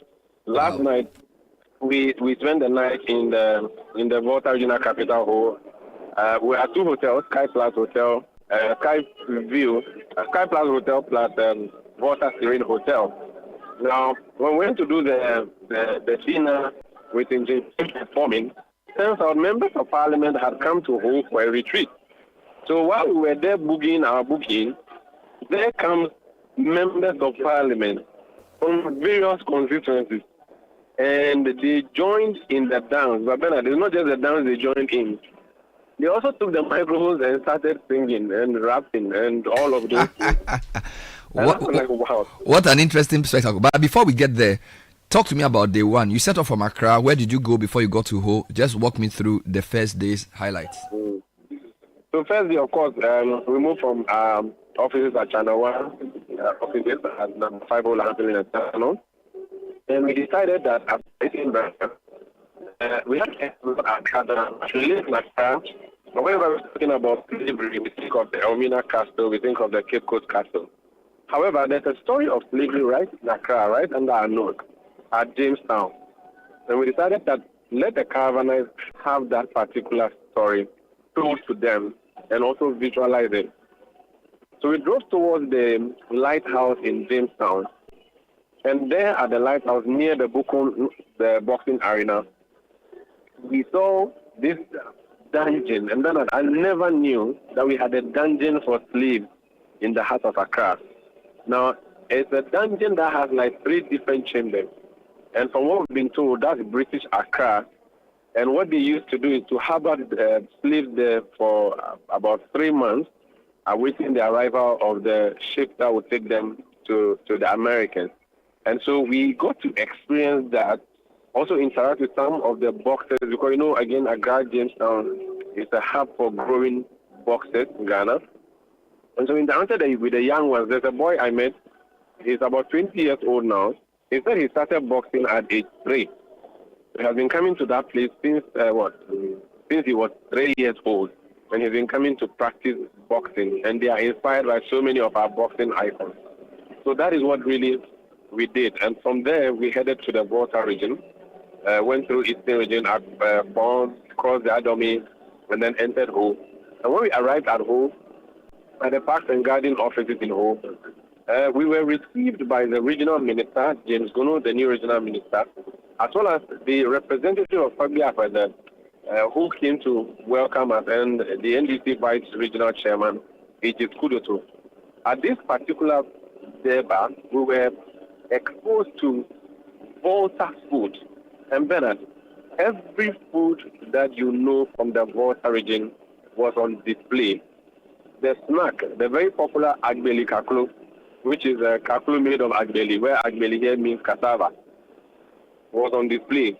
Achifufi, Joe, and all those snacks were there. The liha, which is a drink, and other drinks that come from the Volta region. Then the food, the makler, the wakler, the amatechi, and all the ones you can imagine, the petri dechi. But for me, my favorite of all favorites is yake with ataji, that's if you are from the Southern Volta, or able, if you are from the Tonguland, with akpakalami. Wow. And that's what I had. So it was in this function. This was like a bazaar of foods from the region. Fantastic. Prepared. The Volta Food Bazaar. Amazing. So this was in the afternoon. How did patrons take it? especially those who are not from Ghana, who had traveled in? What did they say about the variety of food they saw in the region? So there's an Indian couple that joined us on this trip, quite elderly. It was their first time in Ghana, and they came purposely for this trip. I went to their stable. I thought that maybe when I got there, I would see them asking for rice or something familiar. Bernard, have you seen an Indian woman? Ifawonu. Or as we say in Ever, as the chief plum. I tell you. It was like, I was wowed. And I asked her, how is the meal going? I actually said, I don't think I should even ask you how it's going. She said, is it not obvious? And she was really having a good time on Banku and Fetri. So they loved it. And of course, Ghanaians also know about these food. Maybe they may not get it as often, those who are in Accra and other places. And it was a time to really live the moment of eating water, feeling water, and living water. And the regional minister and the chief in welcoming us said that this is the oxygen city. They have a lot of greenery, and so the air they breathe here is healthier and cleaner. And Bernard, indeed it was. And the mountainous nature of Ho makes being here very, very beautiful, because when you are atop the mountain, the view below is beautiful. And if you are below, the view atop the mountain is excellent. Wow. And So Volta has set the standard other regions will have to emulate. We understand you have the ambitious plan of driving from Ho all the way to Bolgatanga in one day. That sounds incredible. If ambitious is even another statement.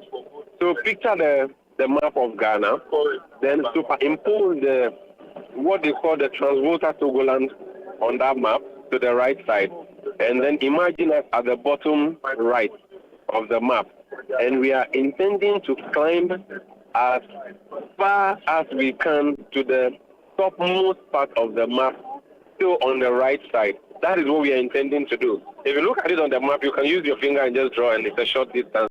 But this is hundreds of kilometers that we are talking about, where rubber would be meeting asphalt or gravel or dirt path. Depends on how the Eastern Corridor is going to treat us today. Because, again, we are not just doing this ambitious journey of moving from Ho to Bolga. We are actually doing so on the very, very popular Eastern Corridor road. And the last time I used the Eastern Corridor road in 2018, it was at the time that the Eastern Corridor was always part of what they call the Gang of 4? I think it was Gang of 3 or Gang of 4. Gang of 4, I think. And it's because the government had wanted to fix it 1,001 times. So the pepper soup has always featured in budgets. Anytime I listen to the budget presentations, they will always see the pepper soup. And not so pepper soup, but that's the name of the area. Well, when you did that trip, I remember famously that you sat in the normal trotro, and the trotro at some point didn't even have a proper brake. So when they stopped, they used a stone to choke the car. There's a choke in the car. Whenever the bus stops, they need to get down quickly. Yeah. And go and choke it now, before you get down. Based on the route you will use, do you think you can make it? Because you know the route pretty well. So you are going to use Bimbila, if I'm not mistaken, before you get to Yendi. Yeah. What do you know of the nature of the road, and what are some of the towns you hope patrons will see? Because not many people use this route. In fact, I'm told the Eastern Corridor is a shorter route to the northern region than the Ashanti regional route. So talk to me about that. That's correct, and that's also part of your region. I think your mother's side. So when I'm getting this wrong, please correct me. Now, because we have moved from Ho, we would go to Asikuma Junction and turn right. That's one route. There's another route where we would turn at Peki Junction, and then we will climb northward and join the Eastern Corridor. When we join that Eastern Corridor, there will be a number of major towns. Some we may pass through, some may be a bypass. But of course, Peki is on that road. Now, the one we are really gunning for is Dambai, which is the capital of the Volta region. The OT region. The OT region, yes. If we're to go by the ferry, which is a shorter route, we'll get to Dambai and take the ferry and then land beyond the river and then move from there into Bimbila, Wulensi, Bimbila, and then Yendi. However, if we do not do that, which we may not do because of the unpredictable nature of the ferry. Just 2 weeks ago, I was on Eyewitness News telling a story of how the ferry had broken down and how vehicles were stuck in traffic and how people who had planned to use it were stuck. So we may not want to take that risk, even though it sounds exciting to be on the lake, which is given at a shorter period. We may not do that. So the alternative is you go through Nkwanta, Otidamanku. There's a bridge called Otidamanku Bridge. You cross the Oti River at that particular. I remember vividly for the yams that I saw the last time I used that place. So Pata Otidamanku, we cross and then head towards Bimbila. So from Bimbila, we enter Yendi, and then as if the journey is not already ambitious enough, we have also this plan to have the afternoon with the Yana. So we are going to stop in the traditional capital of Dagbon, where Dagbon here refers to the kingdom of the Dagombes. So the king of the Dagombes, who is in Yendi and not Tamale, we intend to stop by and see him. He's a very symbolic person when it comes to our peace in this country, because we do know if you remember the famous Abu Dhani. Yeah. No, I was actually in Yendi in 2019, where he hosted Caravan nights. I remember vividly a performance his people put up for us. He gave us cola. It was a very, very good meeting. But at the time, he was relatively new in the role. Now he's been in the role for a few more years, and I suspect you guys will have a bigger debate than what we had. So good luck to you in terms of time management. I just wanted to make a point for education wise. So the Eastern Corridor is called the N2, and so basically we have N1 to N12. Okay, so Lome to Elubo is N1. So the George Walker Bush Highway is part of the N1. The N2 is Tema all the way through to Boku. No, I'm talking the full road. Okay. Right now, so you see, the N1 is from Elubo to Lome, or the other way around. N2, which you call the Eastern Corridor, begins in Tema, goes through all the places you mentioned, Bimbila, Yendi, Gusheu, and then it goes through Nankpanduri to Boku. That's actually N2. So you guys will veer off the N2 at Yendi and do the Tamale route. So that's just by way of information. So just also to add that, so the ideal thing would have been to continue through Nakpanduri, descend on the Nakpanduri escarpment, go through Garu, enter Boku, turn left, go through Zebila, and enter Bolga. Exactly. But unfortunately, because of the volatile nature of that area, and again the bad state of the roads there, it's better to go and join the Tamale Waliwali road and go through Bolga. For you who likes traveling, even for you, this will be interesting because I know you move around a lot when you have spare time.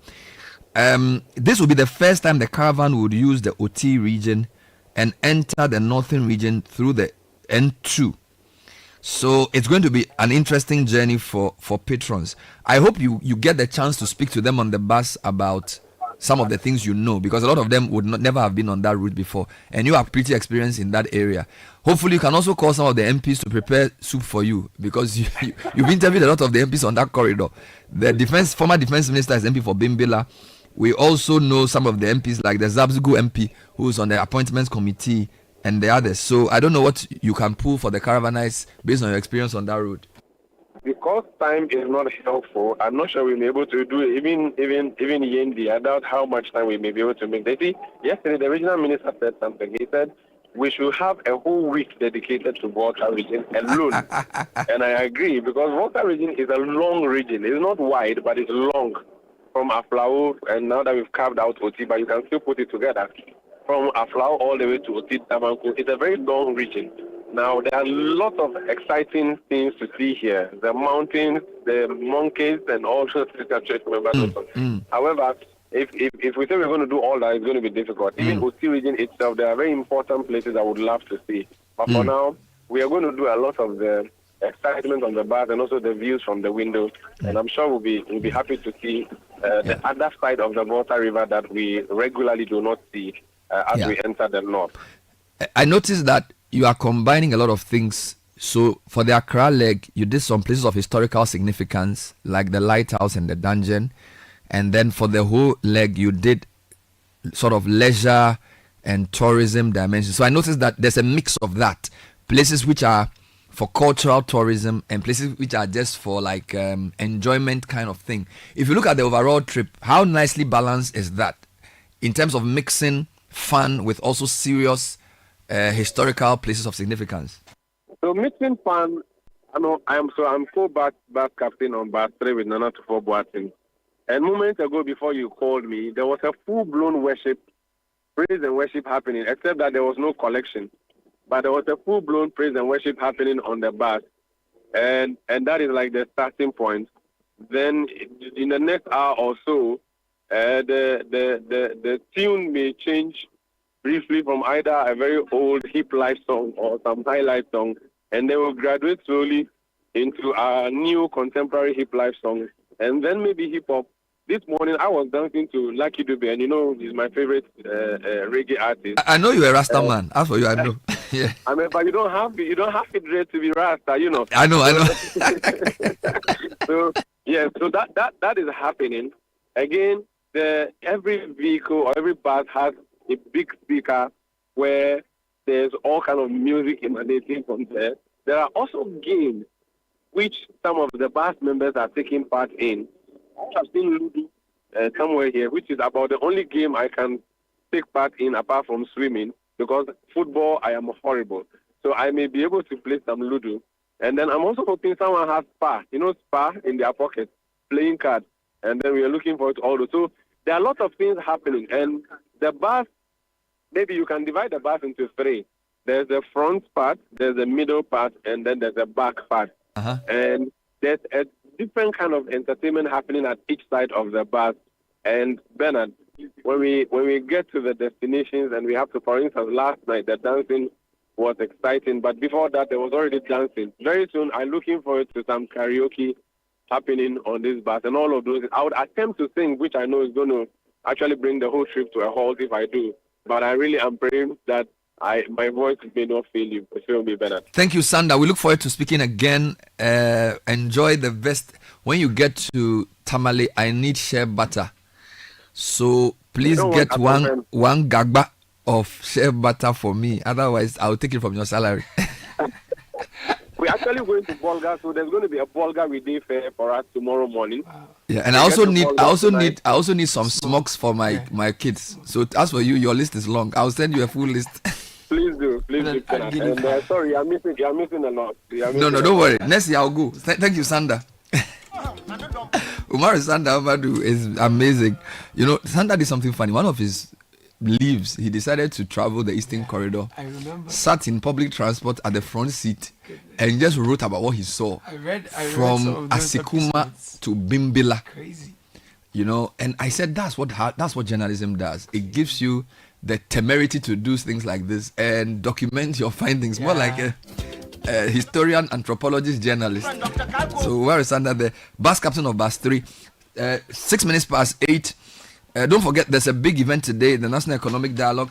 It will be live on Channel 1 TV and Citi FM from 10. Right. I will be there as well. Sure. So I'll leave you at some point here. But let's bring Tech and Social Media Trends. Who's the sponsor? It's brought to us by First Bank Ghana and Telecel. So if you are sending money to Gambia, Guinea, Liberia, Nigeria, and Sierra Leone, you can do that through the Pan-African Payment and Settlement Systems PAPS. Visit any of our branches. I'm talking about First Bank Ghana. They have branches across the country. Go with your cash. Your money is sent in no time.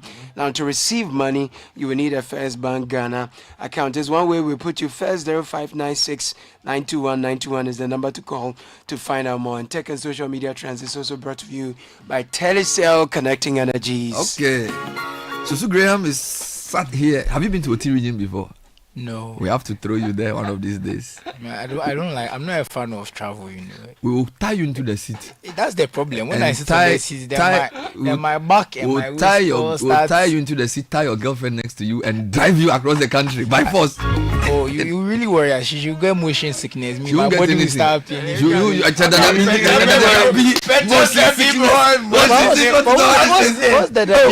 Some people just don't feel. It's a Gen Z sickness. My mom has motion sickness. No, we don't know those things. Oh, my mom is older than you. You see how you pull out. My mom has motion sickness. What is that? You see, there were many sicknesses we had. We didn't know them. The last time this guy say he has allergies. FOA get allergy. What kind of life is it? How you pull out? Concentrate. Well, the first and most important, of course, there's lovely pictures from the Heritage Caravan. So if you want to look at what's happening in the Heritage Caravan from the eyes of the caravanners, we've spoken about it on radio, you've heard the audio, but go to Heritage Caravan 2025 and Heritage Month 2025, the hashtags, just to get a look at what's happening. So we have great pictures from the Volta region. And the videos, I see A+ dancing with the caravanners. Exactly. So that's the first hashtag you should check out, and most important hashtag. But there's of course other hashtags. So the Hajj and Ramadan are trending. So these are different things. You know, Ramadan just started, so our Muslim brothers are doing their fast. Why is Hajj trending? Well, I'll get into the Hajj part, because when Ramadan starts, the next thing that we hear is Hajj is coming at the end of it. Yes, but Hajj is trending because of the events that happened on Friday, where President John Mahama cut the sword for the construction of the Hajj village, the new Hajj village. And it's created a lot of controversy because it's now being compared to the National Cathedral project. Oh, Lord. And the fact that there were a lot of people who were very against the National Cathedral project who seem to be okay with the Hajj village. And some people are talking about whether the state should be taking a role in the religious process. Then it has been revealed by government communications that this is actually not funded by the government, by the Ghana Airport Company. So the Ghana Airport Company and GACL are in the Airport Company Limited are all in the trends about it, and there's a lot going on. So very interesting trends, of course. Also, because the project really was started by the previous administration. Well, this so is people are wondering why. This is another element of the argument. Thank you for bringing that up. So this is another one where it's become politics. Like, we started it, but it's interesting because it's also the. So are they criticized? Some people are criticizing the government for getting involved. Yeah. Some are also criticizing the government for commissioning. But the whole thing is so messed up because some people are saying that you put in like National Cathedral, nice NDC are not complaining. It's a mess. It's the same thing. No, it's a terminal at the airport. But you see, what's the principle of the government being involved in religion is what people are talking about. So what did the Minister for Information say? Well, that's what they said, that is the Ghana Airport Company Limited who are building. It's more like a terminal and it's going to be a profit make. It's another, but people are also feeling that the same things were said about the National Cathedral when it started, that the government won't do this. And the government just ended up putting more and more money before it's become the issues we are seeing now. So I think I can understand why Ghanaians are apprehensive about this project. What else is trending? Well, of course, yesterday, the Oscars happened. So the Oscars are trending. So various movie-related trends. It is the red carpet. Which is the most important Oscar? Is it the best film? I think best picture. They call it best picture. Best picture. Yes, and then they have best actor and best actress. But best picture is really like to show you which is the movie of the year. So which was it? Did you know? I think it's called Anora. Okay. Yes, I'm yet to watch it, but I'll find some time during the week or over the weekend to watch it. Some productions can be successful on the screen but not really get the awards, and some can also be successful later on. It's a very complicated situation. A good example is Shawshank Redemption, a movie that a lot of people love, but it didn't do well in theaters. But it's more like when it came out on video, it's like when people started really getting into it. So it also means that when you're doing something meaningful, it may not be accepted by the market and the pundits early. Yes. But eventually, if it's good, it will grow on people. So yes, and let me just do one more politics-related trend before I get to the sport. So Jocelyn Dumas is trending. So how's that politics-related? Well, she was given a political appointment allegedly. Okay. Yes, which we've later found out which we've later found out is not true according to reports. So. And it just shows where things are, because every time, and this is why fact checking is so important, because I don't think anyone asked the question, is this real? They just see it and they forward it. Everyone just said it, so it forwarded it. Some news. There's a new sickness. It's called forwarding the information syndrome. Yes, exactly. It was reported and everyone was reacting to it, and it became controversial because everyone said, and this government's promised us a lean government, so why are they appointing this person to do this? And then some other people also angry that what has she done for the NDC to get this appointment? Meanwhile, they didn't even check if it was true. Oh yeah, it was just. So has it been proven that wasn't true? Well, we are hearing it's not true. That's by again, like I said, I've not seen any. I personally didn't see any government communication, which is why to me, so you actually see the communication, and yeah, for me, it doesn't have to see. Is Ukraine trending though? Yes, it's also trending. You see, there's a lot of trends. So Ukraine is trending, and crazily. Obviously, we know why. No, many people don't know why. They don't know. Okay, some people shut down on Friday and wake up on Monday. They don't listen to anything. Yeah. You surprised? Me too. I tried to shut down on Friday, but there's a lot of football, so I can't shut down. This one is inescapable. So well, President Zelensky and President Trump had a very heated and unfortunate meeting from the Ukrainian perspective, where he was basically. I mean, it looked like a student and two teachers. Basically, Vance and Trump were the teachers berating a student, and it wasn't a good look. Yeah. And then after that, Zelensky was on Twitter thanking all the people who said stand with him because he was accused of not being grateful. So Zelensky has also been on Twitter thanking everybody.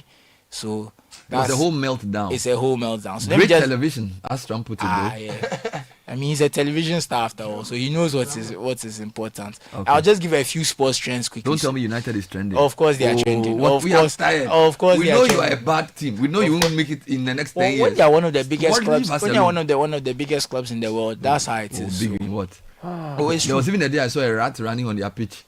But that's okay. Rats have to find places to live. Rats have to run. Yes. It's not good. So the Lakers are also trending in the NBA. They just secured. They are the second seed in the NBA now. They are rising up the ranks and they are star. LA Lakers. Yes, and LeBron James also won his 1,000th game in the NBA. 1,000. Yes. One day you need to explain to me why more than one team can come from a state. It confuses me because I thought, I don't know, like you have LA Clippers, LA Lakers, and then you also have Sacramento Kings, and then you have Golden State. It's about whether you can get money from the place. Yes. So it's not like one state, one team. No. It's about, so basically a city like LA is a big city. So there's California has about 4 teams, I believe, 4 teams. Yeah. But there's enough. Meanwhile, there's one called New England Patriots. That's American football, which is for like New England's like 4 or 5 yes, states. exactly. But it's about the population, the amount of interest you can get from the places. So Texas also has a number of teams. They have Houston, they have Dallas, they have San Antonio. You go to New York, there's the New York Knicks and the Brooklyn Nets. Okay, I get it now. So it's just about whether you're able to, get enough people to come to the arena, sell enough jerseys, get enough interest. So teams also move from places. It's local. Yeah, so it's teams like also like England, more teams from London. Yes, so teams also move from places where it's like they are struggling. So there was a team in Vancouver, there was a team in Seattle. Both teams have moved. Why is a Canadian team playing NBA? I mean, that's because Canada is not big enough to have its own league. So it's now not why they want to make it the 51st state. You say they want to agree. Why is Canada have? I mean, think about it. Why is a Canadian Toronto Raptors playing in the NBA? Toronto is not in the US. Well, the NBA if you look at North American sports, apart from the NFL, all of them are American and Canadian. So you have the MLS having Canadian football. Teams. MLB has the Toronto Blue Jays. Yeah. American football is the only one that doesn't have. The NHL is basically a lot of Canadian teams because they like hockey and American teams. So in general, North American sports are very integrated. So do you understand why Trump wants to do what he wants to do? Oh no. As far as there's money to be made. But we have to give a little bit of tech news.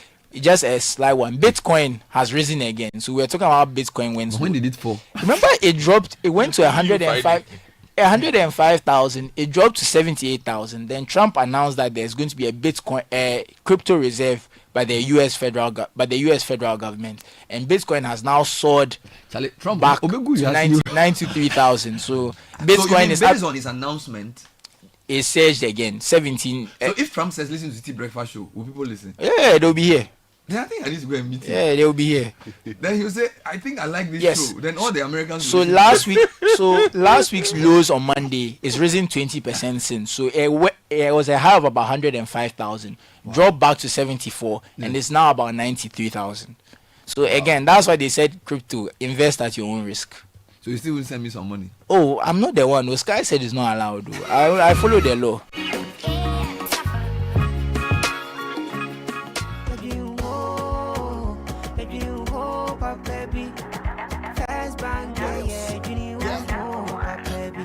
For a bank to rely on, Let me give you a shoulder to lie on. Would we see to banky baby? No lie, only one place where I get my eye on. Make I introduce you all to First Bank, the best services in the world, first rank.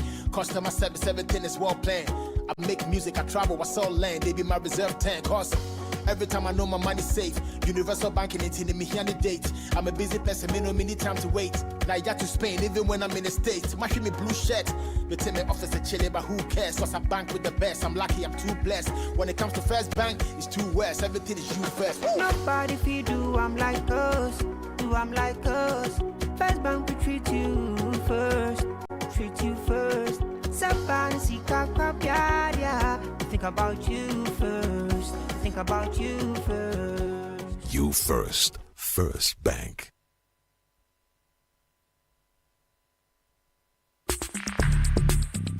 Join the conversation on the City Breakfast Show on Facebook at facebook.com/City97.3, Twitter at twitter.com/City973, and Instagram at instagram.com/City973 with the hashtag CityCBS.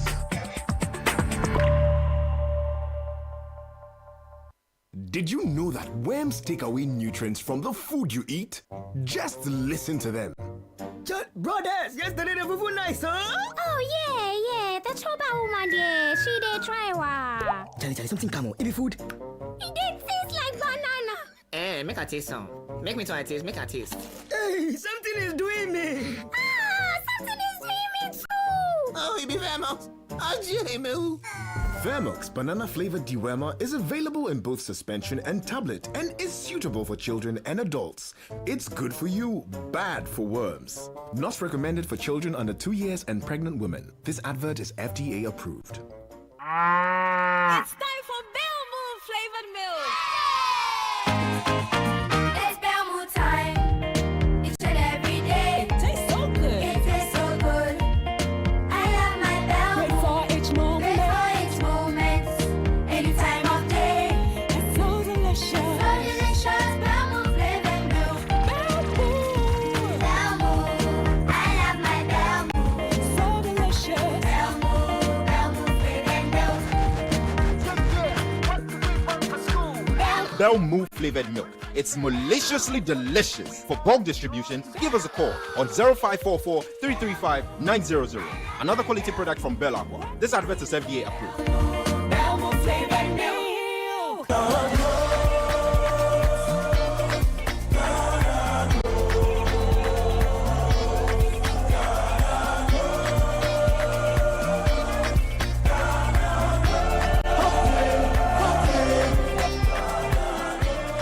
Indeed, there is money in the soil. Find your way into profitable careers and businesses in our Greek and ATVET now. Take a step today and change your life, your family, and community. Dial *718*50# to join now. Ghana Grows. Hope Day. Ghana Grows is an initiative of the MasterCard Foundation in partnership with Springboard Roadshow Foundation, Limehouse, and other partners. Get your glow on with ShopRite's hair and beauty range. Visit your nearest store and buy everything you need to nourish your skin. Love your hair and look your best. Keep on shining with our deals like Renew Roll-On for ladies and men, 50 ml, all variants for 17 cedis, 99 pesos each. And Ya Sanitary Pad, 9 pieces for only 13 cedis, 99 pesos. Don't miss out on our great deals to get your glow on. Offers valid from 24th February till 9th March 2025. Only at ShopRite. Lower prices you can trust always.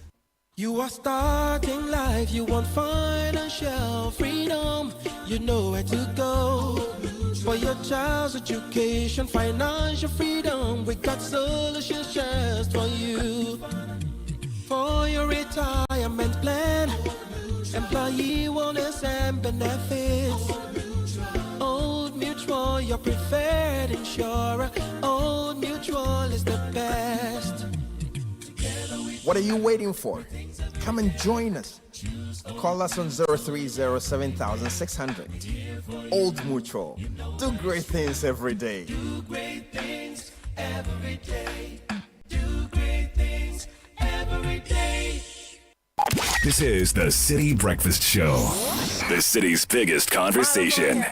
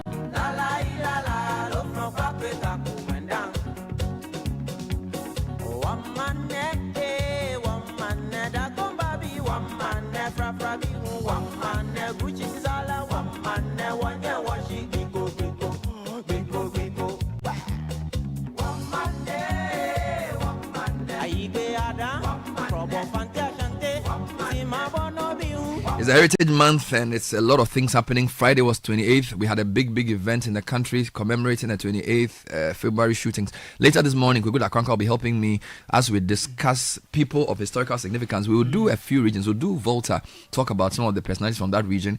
Then we'll talk about the Ashanti and Eastern regions as well as the Greater Accra region. But financial freedom, peace of mind, smooth retirement planning are things we all like to hear. At Old Mutual, they are not just mere phrases, they form the DNA of our very being. So whether it's making sure that your child's education is taken care of when you're no more, or ensuring lives, or saving to start your business, Old Mutual is the insurance company that cares for what truly matters to you. Join us on 0307 000 600 or visit oldmutual.com.gh for more information. Old Mutual do great things every day. And if you're looking for litigation-free land, Royal Kingdom Estate has got you. They specialize in land acquisition, construction, design, property management, and so much more. They have properties in prime areas like Accra and Ebri. Land starts at 90,000 cedis, and they offer flexible payment plans. Affordable homes range from 2 bedrooms and premium furnished apartments for short rentals in East Airport. Please call them 055-755-5909 or 0272-778880. Info@Royal Kingdom Estate is the email address. Royal Kingdom Estate, building communities, nurturing dreams. My friend, Parkwell shouldn't send your heart racing with Obaya, Provident Insurance, reliable WhatsApp assistant. You can buy, renew, and fill claims for your vehicle anytime, anywhere. Baby, simply that. Add Obaya's number 0242-426396 to your phone contact and send her a hi. Follow the prompts. She will assist you with everything from buying a new policy to renewing an existing one or filling a claim. It's also free, super convenient. Grab your phone, chat with Obaya. Obaya, baby, with Provident Insurance, man, you're covered. Now, if you're looking for a delicious snack for both kids and adults, try Bell Moo flavored milk. Bell Moo comes in chocolate, sweet strawberry flavors and is perfect for any time of the day, for lunch boxes, after school snacks, or a quick pick-me-up. For bulk distribution, call 0544-335-900 or 0544-335-800. Bell Moo is maliciously delicious, another quality product from Bell Aqua. So, insurance is here. I'm talking about now to June 2025. Enterprise Insurance is giving you more reasons to smile. Buy or renew your existing motor insurance policy and enjoy amazing rewards. Free fuel coupons for your car, airtime for your phone. It's that simple. Insure, not chilly. Enterprise Insurance is rated AAA by the GCR for financial strength and claims payment. Terms and conditions apply. Enterprise, your advantage. So some very interesting thing I need to say to you. Yesterday I saw Engineer Bing Pong. Okay. And his wife, they are on the Caravan. Engineer Bing Pong is somebody we they talk. are on the Caravan. Yes. Wow. And you know what's interesting? So he works as a consultant, I think, for the roads ministry. Yeah. And we've interviewed him a lot of times on roads. So I think I'm happy he's on the Caravan. You will see the nature of the road. So what we'll do is that for every road that somebody to corner him and interview him. So I know Umaru, Yamimon says he's here. He didn't come on the Caravan to for come work. Yes. So he won't give any interview. Sure. But we will take note of the roads and we'll make some comments. Now here are a few highlights on the roads. Bernard, the road after you cross the Uti River to Tamale is actually very good. Okay. From that side through Bimbila, Yendi to Tamale is great. Now I also got some highlights of the names of the proper roads. So we usually say N1. Yeah. So as I said, the N1 is actually starting from Aflao to Elubo and back. So Elubo to Aflao. So that's basically the part of the Trans-ECOWAS highway. That starts from Dakar all the way to Lagos. All right. So that's where we have the N1. I just want to point out we don't have street lights on that road. That's Just by true. the way. Then the N2 is the Eastern Corridor Road, which starts from the Tema roundabout through Asikuma Junction and takes you all the way to Boku. So it goes through the OT region, Bimbila, Yendi, Gusheu, all the way to Boku. Yeah. That's the N2. Now, I'm not sure what the N3 is. Now, N4 is Accra Koforidua. So N4 passes it through the University of Ghana, Legon, in front of Medina, Ebri, then it uses. Manfe. So, by the way, when you get to Adenta, M4 is the one that continues to Ebri and then takes to Koforidua. There's one that branches off to, Dodowa. That's a different route. Yeah. All right. Then you have the N6 is the Accra Kumasi Road. So where the Pokwasi interchange is right now. Yes, so Accra Kumasi Road is probably the most used road. Kumasi Accra Road is the most used road. Now I don't know N3. Somebody to help me with N3.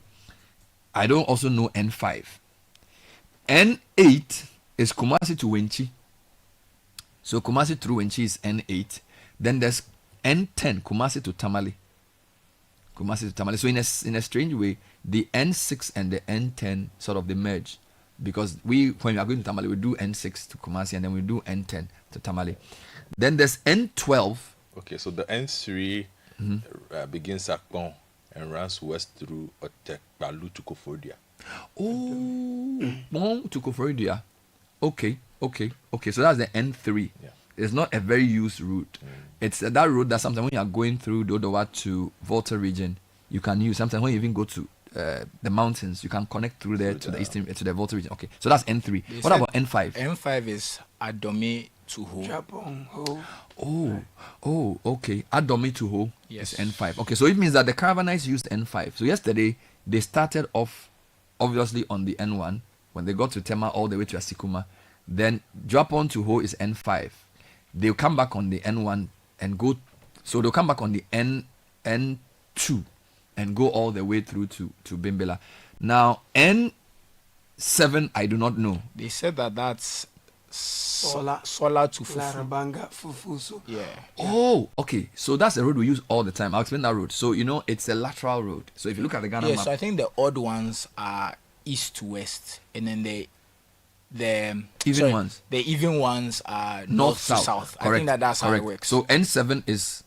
So yeah. So this is the the Fusola road is basically the road that sort of traverses the Savannah region. All right, and that's the road that the Caravanites will use when they are coming from Tamale through to the Mole National Park, and then they go and join the N12. Now, for me, the road I had never used prior to going on the Caravan in 2019 was the N12. So the N12 starts from Elubo and takes you to Hamile. So the N12 is the equivalent of the N2 on the western side. So the N12 starts all the way from the western region. Elubo, Enchi, Sunyane, Bamboy, Wa, Laura, then Hamile. So the Caravanites will use N12 as well. So we use a lot of these. So you're saying that even the odd numbers are the ones that are across. Yes. And the even numbers are the ones that I think so, because usually road networks, they have patterns like that. And looking at it now, it looks like that's the pattern. I've found, so N9 is like Tamale to Yendi. Yeah. Good. Yes. Good. So actually, Caleb, list it for me. One day we'll use it to help people to again. I found a Wikipedia page with this, so I'll send it to you. N1 is the longest at the lateral side. Yes. From Elubo to. It's a lot. You have Elubo, Mpataba, Eziama, Abra, Agona, Sekendi, Takra, the Cape Coast, Yamaranza, Salt Pond, Mankesim, Apam Junction, Ojobi Junction, Winneba, Nyanyano, Accra, Tetekwashi, Dowenya, Sege, Kase, Dabala, Akachi, Denu, Aflau. What would be interesting to know is which of the routes has more traffic. I think it will be a close fight between N1 and N6. N1 because a lot of it is in Accra, and a lot of the Accra Cape Coast route is N1 as well. Cape Coast studies N1. I think N1 and N6 for sure. N1 and N6 for sure have the most traffic. I think the one that needs the most work will be N12 and N2. N12 being the Elubo to Hamile. And then it's the longest. Yeah, the N12 is the longest. Yes. And N2 is the shortest route to the northern part of the country. Right. Thinking about all the food that's produced in the north and all the trucks that, Ghana is, our ports are busy because the Burkinabe and the Malians and Nigerians all in our those ports. So landlocked if we could develop N12, that will help the Takoradi port, and then the N2 will be for the Tema port. Yeah.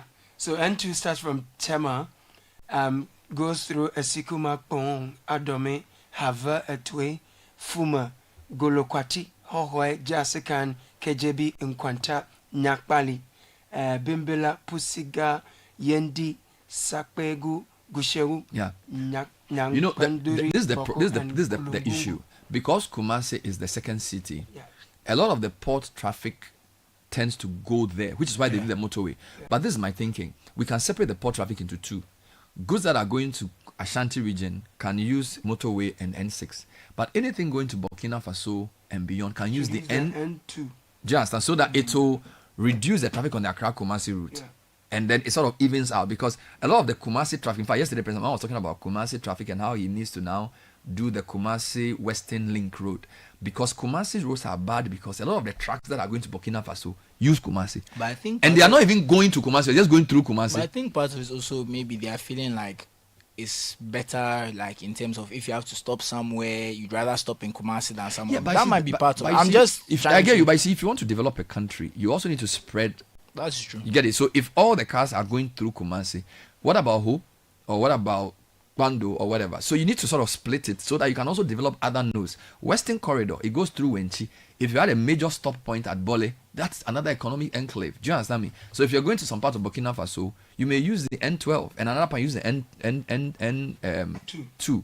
So I think that the discussion around the road should also consider some of those things, because Accra Kumasi has too much load, and the Accra Cape Coast as well. Look, as they're even fixing it now, the traffic on that road is too bad. I think part of it is also the fact that people use them to go to work. At least the N6 and the N1. If you think about it, people coming from Kaswa, McCarthy Hill, Weja, coming to Accra, they are using it. If you are like Amasaman, Ufanko, those areas coming to Accra are using the N6. So those ones, the traffic on it on the daily, just people even going to work is a lot. And I think that this new road minister has a good opportunity to, if he's going to reintroduce the toll, he should do it in connection with the axle load thing that he started. Because, the reason I feel like we need to spread this is that the heavier the trucks on your road, the more the roads wear. So there's no reason why somebody driving like a Hyundai Tico or whatever they call it should be sharing the same route with an articulated truck with like tons and tons of load. All right. And I don't know if the load, they pay the proportionate toll, and if they are even at the right weight. Okay. And then it's also a danger for smaller vehicles and large vehicles, because overtaking, the smaller vehicles can move a bit faster. Larger vehicles can't go beyond 80. And sometimes they break on heavy. So I feel like there needs to be a more sort of, somebody should come and say, like the way we have rail for cargo in the UK, and then roads are for certain kinds of transport. You can say, look, let's develop the N12 and the N2 to ease the traffic on the N6. And let's build it to a form that will be told, so that the trucks that use it predominantly can pay more for it. It's very important. And as someone, I use those roads quite regularly. So there's a lot of trucks, and sometimes you are stuck basically because two trucks, you know how they are, they get stuck next to each other. And you can't move. Now you are going 50 on a road that you could be going 70. Just slowing you down. And it's already late, because usually if it's at night, it makes it even worse. It's just, I have to say, driving with these trucks is not pleasant, and you don't feel safe, because we've seen all these stories about trucks falling. So you're nervous driving. It's that ruins your drive. So I also understand Godfrey when he say he doesn't use these routes. Let me do a couple of quick things. It's 8:36. We'll be moving quickly to the economic forum where I have to be. MTN is sending an infomercial. This morning I tried to call you. I couldn't get through, and I realized I was with MTN. MTN is saying that they are apologizing to their customers for the difficulties faced in accessing their services earlier this morning. This issue, they say, has been resolved, and they appreciate your patience and understanding. I suggest you restart your phone if it's not working. It's not enough. Because I got a message from Jojo Bediako who said it looks like MTN services are not working in the last 15 minutes. So I tried to call you, it wasn't coming through. So they're basically saying, So call me and see if it will come. Okay, let me do that quickly. Call me. No, You're not supposed to send me Momo. Send me Momo and see if it will come. I always try. No, I want to see. You are the one calling me. No, but it is on guarantee on Friday. It hasn't come yet. Hey, but this is bad though. This is very bad radio etiquette. You are making calls in the studio on your personal phone. I think that No, we are experimenting the network to see the network just said the rules have to be followed. Let them put them back date and they come and report. Okay. So we shouldn't make phone calls with our phone numbers. Yeah, as a young journalist, I feel like this is a bad example being set for me. People say MTN should send them free airtime so they test and see. So this is an announcement. So to be fair, this is an official announcement I'm making from MTN that they are apologizing to customers for difficulties faced in accessing their services this morning, and that the issue has been resolved. Yeah, I'm getting some feedback. This one says it's working now. This is from Jojo Bidiako. And then also, you don't need to restart your phone. You just need to toggle between airplane mode and back, and you're good to go. All right. Let me do a very important happy birthday. Hafiz Tijani, our Ashanti Regional Bureau Chief, is celebrating his birthday, and his wife. His wife says, if I don't do the request, it will affect the company. So, Hajia Hafiz Tijani's wife, please, I've done the birthday. Don't punish him on my account. I beg you. I have questions. Yeah, talk to me. Yeah, this morning you're all dressed up and Charlie, duty calls. What's it? National Economic Dialogue. So I'm the MC. What is it about? No. But you know, the National Economic Dialogue is this thing that Mahal has been talking about for I think 2 years. In fact, you remember in 2022 when he said to Akufo-Addo that he should hold a National Economic Dialogue to discuss a solution to the impending crisis. This was even before it became what it was. So he's always promised that when he wins, he'll do that. Right? Okay. He calls it the social contract. So this is like a conference forum to discuss. I think they want to know where the economy is. They want a homegrown solution because right now, Charlie, where the world is going to, if you can't find money to run your economy, you are dead. And then they also want to come up with some. Everyone is cutting it. So they basically split the country into 6 thematic areas, and they're going to have discussion with people in private sector, basically to talk about the economy. What's the difference between this and like Senchi? It's like Senchi 2.0, more like, because now you are in the middle of an IMF program, but there's also a situation in the world where funds from global sources are shrinking. So it's more like Senchi on wheels. Or more like Who's attending? Well, everybody. Are you sure? Except probably the MPP. Why? But let's deal with who's attending first. Oh, Ismail Yamson is the chair of the those you've confirmed. There's all so this is the way this works. So they'll have like Ismail Yamson, Dr. Kewaya Mwakun, Finance Minister and President will speak in the morning. Then they'll break into 6 groups discussing all kinds of things. Who is speaking? The 4 people I've mentioned. Yeah. So when assuming everybody knows who you're talking about. Oh, sorry, Ismail Yamson is the chair. Because I have to go. Ismail Yamson is the what's Ismail Yamson, Jeff? He's probably the best known business leader in terms of he's the chair of the committee. Okay. Dr. Kewaya Mwakun is the former executive director of Africa Economic Commission on Africa. He's the founder of Asset. So he's going to talk about the history of Ghana's economy, like 19 whatever. Then Kaziatu Forcing Finance Minister will talk about the state of the economy. Then the president will, as the convener of the conference, will give a speech about what his economic plan is. Then they'll break the conference into 6 thematic areas. People will go into groups to discuss how they think Ghana can address issues of macroeconomic stability, private sector development, economic growth with depth, diversification, and all those things. And then good governance and all that. When they finish, they'll do that for 2 days. And then when they finish, they'll come and present their sort of suggestions for the ministers to listen. Okay. And then when the ministers listen, I'll question the ministers on what they want to do with these ideas. So I guess that's where everybody's attention will be. How does this translate to real-time policy? Exactly. But my small concern is the absence of the MPP. Because the way our systems work, if you put together something and it says that, okay, for the next 15 years, this is what we are doing, knowing how a political cycle works, and they are absent. It's unfortunate. From this, were they invited and they didn't come, or they weren't I think invited? they indicated, I don't know, I think they said they felt like the way the government has started sacking people, they were not happy with it, and therefore, at least what Kujo Nkrumah said was that if the government wants them to take part, they should reverse the sackings. I think that even in 2014, when they did the Senchi, MPP didn't go. In fact, when Kwame Pianim went, MPP was not happy that he had gone. So, but I need to say that some of the people who chair these committees are not necessarily NDC people. They are like private sector people. I also have another question. How did they decide who to invite? I don't speak for the committee. I'm just asking whether you know. That's what I'm asking. Well, I think they had 6 thematic areas. So if you are somebody who's in academia or in private sector or in civil society who is in those areas, they will invite you. I think that's what they did. Yeah. So a bit disappointing. Actually, John Gachi is a member of the committee. He spoke on Saturday to explain what they are going to do. So let's hear what he's saying. Okay. So he came on the big issue. Audio. Yeah, he came on the big issue. He came on the big issue on Saturday to talk about the forum. I think that you answer your question because I'm not a member of the committee. Yeah, no. I'm just doing. You are doing working for for God and country. That's the whole story. We know it's not possible for us to bring all Ghanaians who are interested to participate to the Accra International Conference Center. Therefore, we are going to telecast the event live on television and other social media platforms and give opportunity to Ghanaians who want to contribute one way or the other to do so, so that we can keep an inclusive engagement. So the program will start from 8 a.m. With arrival of guests.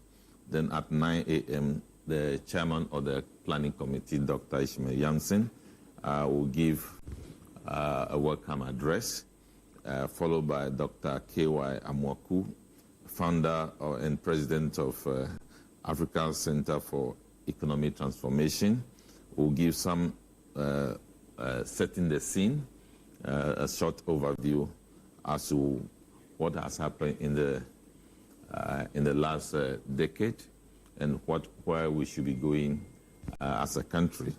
Then after that, we'll have the finance minister present the state of the Ghanaian economy. So he may be giving us more details about the state of the Ghanaian economy. After his presentation, we shall have a keynote address from the President of the Republic of Ghana. Then after the presentation of the keynote address by the President, we shall have a short break and then break into our thematic areas. We have 6 thematic areas. We have restoring macroeconomic stability, and that since the program is national in character, we are happy to have Dr. Paul Akwa, the former governor of the Bank of Ghana, to chair that session, and other people like Leslie Mensah will be presenting during the session. And then we have growth with debt. Growth with debt is a concept that we are going to be following growth, but we are conscious about diversification. Growth with debt. Yeah, we are conscious about diversification, conscious about export expansion, conscious about productivity issues, and then we are also conscious about integrating the use of technology in society and in businesses across board and in government to bring about efficiency and also focus on human capital development of the country. Then the next section will focus on private sector-led growth. Here, a lot of issues will be discussed, including the tax environment for private sector, including why the private sector is not taking advantage of the PPP arrangement that we have promulgated into law in 2020. It was meant to galvanize infrastructure development with the help of the private sector, but that is not upskill. Those things will come on board. What the private sector could do to increase participation in delivery to the public and then influencing production, industrialization, etc. So those are the issues that will be discussed here. Then, so how many days is it? 2 days. 2 days. 2 days. Then we will also look at infrastructure development, and we are also happy that over here, Dr. Felix Addo, Mr. Felix Addo will be chairing, and lawyer David Ofosudote will be a presenter. Then we go to structural and policy reform that will also include regulatory reforms. Over there will be chaired by Dr. Keke Sapon, and then Dr. Eli Klim Apotogbo will be a presenter there. And then we come to restoring good governance and combating corruption. Those issues will cover a lot of issues that are recently a problem for the country. And over here, Dr. Emmanuel Akwete will be chairing, and then Franklin Kujo will be one of the presenters. Oh, I see. So what we have done is that what we have done is that we have a number of personalities under each thematic areas who will support the chairperson and the presenters in engaging in the discussion. People from academia, people from industry, policy stage, etc. are going to be part. So I see the list you've mentioned. How inclusive is this really? I mean, in terms of political party representation, have you extended invitation to other political parties and all key institutions? Yes. If you hear some people, you may be assigning them to political party, but they are not assigned to political parties. So, Keke Sapon, for example, is not there. It's not assigned for Polakwa, all of those guys. They are there on their own merit. Yes, they are on their own merit. But the political parties have been given invitations. So what would they come and do? To present or just to listen? They will listen, they participate in the discussions. In the discussion. Okay. So all political parties are being invited. Great. The former deputy, former Minister for State at the Finance Ministry, Abena Osei Asari, gave a short response to the President's State of the Nation address. She had a paragraph on the National Economic Dialogue. She says, serious engagement of political window dressing. That in keeping with its over-reliance on committees and dialogues, in place of decisive action, that's doing some shade there, but in place of decisive action, the government has called for a national economic dialogue. It is, however, greatly doubtful that this was made genuinely and in good faith. The President is seeking to procure a rubber stamp for his predetermined programs while avoiding responsibility. More importantly, the President was elected based on a manifesto that ought to have been thoroughly thought through. And instead of resorting to endless committees, commissions, and dialogues, he should get down to implementing the policies he campaigned on. Governance is about leadership and execution, not deferring responsibility through unnecessary consultations. So yes, if you've won an election, you won an election with a program, why won't you just go ahead and implement that? Why will you need all of these things? I mean, wasting time perhaps. I mean, just go ahead and implement your program. Why do we need all of these things? Well, I think that question was directed to the President. Yes, but I can answer. Okay. You see, political parties have different ideologies. And the ideology of the MPP definitely does not favor that kind of, that level of dialogue. Okay. We have seen it in the way they designed their manifesto. He's an MPP person. No, he's speaking as a committee member. Yeah. The question, but the good thing is that if you read Chapter 6 of our Constitution, all ideological shades are accommodated in managing the economy. Directive principles. Yes. So that is the context within which this should be appreciated. So even if your ideology does not allow you to engage in comprehensive dialogue, it provides you a platform to come and contribute, and that's nation building. In fact, we have a challenge in the country where people don't even believe that we should be governed by manifestos. We should be governed by a long-term national development program, where we have not had agreement on one yet. So there is a need for us to congregate, especially when you are dealing with a crisis of the nature we are talking about. It is only proper that you congregate people of different political background, people different ideological schools, to come together to debate and prove a solution to some of the problems we have.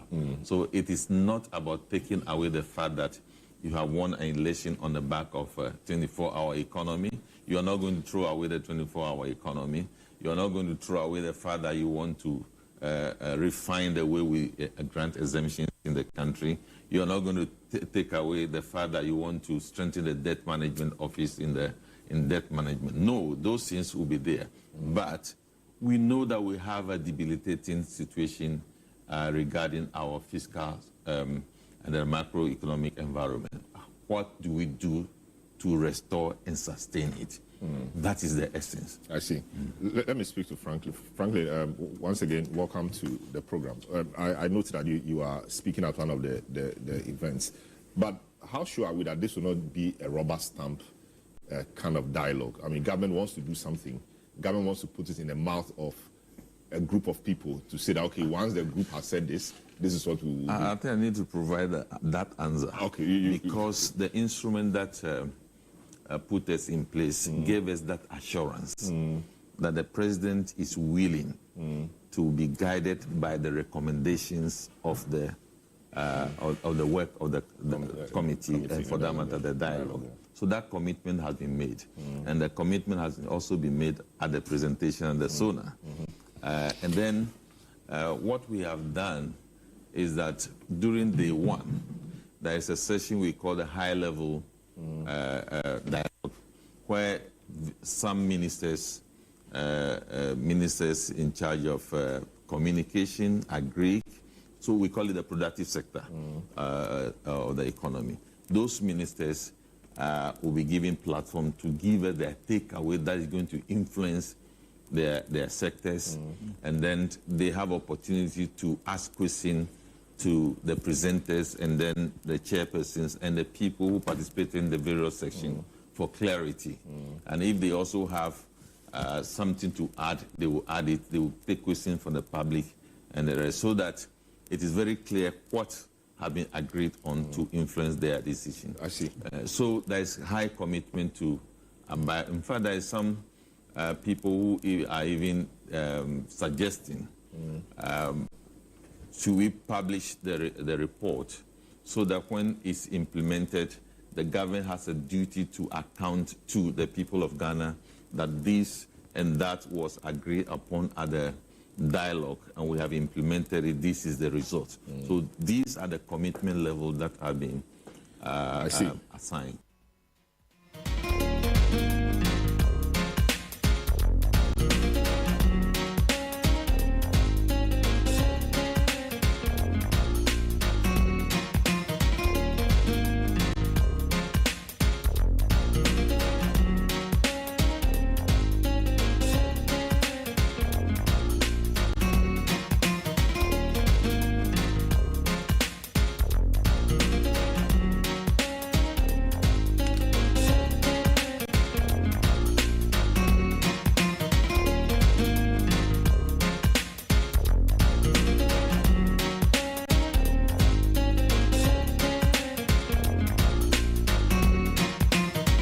So that was Professor John Gachi detailing what's going to happen today at the National Economic Dialogue, where Bernardino Kokuavle will be the master of ceremony, who will be the moderator for the forum. All that you need to know has been spelled out, but you will be part of it because we'll be taking it live on Channel 1 Television and 97.3 Citi FM. In the meantime, some important information for you, Akwaba. Welcome to our Ghana Month celebration at ARC. I'm talking about the Achimota Retail Center Ghana Month celebration with a remarkable lineup of events through March. Enjoy cultural clash performances from different ethnic groups this Independence Day, 7th March 2025. Celebrate Ghana's rich culture at ARC, celebrating women's strength, resilience, and achievements at the Achimota Retail Center. Join us for exclusive shopping deals, inspiring talks, and a day dedicated to honoring women at the Achimota Retail Center on 8th March 2025. It's happening at the ARC. Let's dance, let's win prizes, and learn more about our heritage. Visit our social media platforms: Instagram, Achimota Retail Center, Facebook, Achimota Retail Center, and same for TikTok, Achimota Retail Center. And Royal Kingdom Estate is calling all those who are looking for litigation-free land. Contact us today. We specialize in land acquisition, construction, design, property management, and more. We have properties in prime areas like Accra, Ebri, and our land starts at 90,000 cities. We have flexible payment plans affordable homes ranging from 2 bedrooms and premium furnished apartments for short rentals in East Airport. Visit us at Cantonment opposite Soul Clinic International School. Number to call 0557 755 909 0272 77880. Email info@Royal Kingdom Estate. Royal Kingdom Estate, building communities, nurturing dreams. We'll take a very quick break. When we are back, we have our friends from Ashesi University joining us in the studio to talk about how or what they are doing to equip their graduates to transition into the world of work. Stay with us. This is the City Breakfast Show, the city's biggest conversation. Dear home, no interest for 2 years. Are you ready to step into your dream home? With Lakeside Estate's exclusive offer, you can own your own home in just 2 years with no interest payment. This offers you affordable payments, flexible home purchase plan, quality homes, and lifestyle change. Choose from a variety of beautiful homes in any of Lakeside Hills clusters. Your future awaits you. Imagine living in a home you love with the freedom to invest in your dreams without the burden of interest. As your CIMG Real Estate Company of the Year for the 4th time, we offer you hassle-free home acquisition. Call us today on 020-477-5043 or 020-477-5042. Don't miss out on this incredible opportunity. Call us now to learn more and schedule a tour for our available homes. T&C supplied. Make your dream a reality. Lakeside Estate. Quality homes for all. Hey, so what goes into building quality structures? I mean, literally, what goes into it? Wujaf, you don't want to be sitting here somewhere worrying whether or not you did a really good job. It'd be a very simple equation. If there's no diamond cement in the mix, massa, forget it. Don't start cry. Menye, diamond cement has been providing builders, block makers, and construction companies that peace of mind for years. Diamond cement is 42.5 R grade cement, unbeatable quality made right here in Ghana. And because we have your pocket in mind, we provide 32.5 R grade so that everybody getting on. No long talk, Jack. If there's no diamond cement in the mix, don't start. Locate Diamond Cement Ghana Limited nationwide with factories in Aflao, Takrade, and Buipe, or call 0244-313-368 or 0540-111-978 or 0202-021-175. Diamond Cement, still as hard as a diamond. Join the conversation on the City Breakfast Show on Facebook at facebook.com/City97.3, Twitter at twitter.com/City973, and Instagram at instagram.com/City973 with the hashtag CityCBS.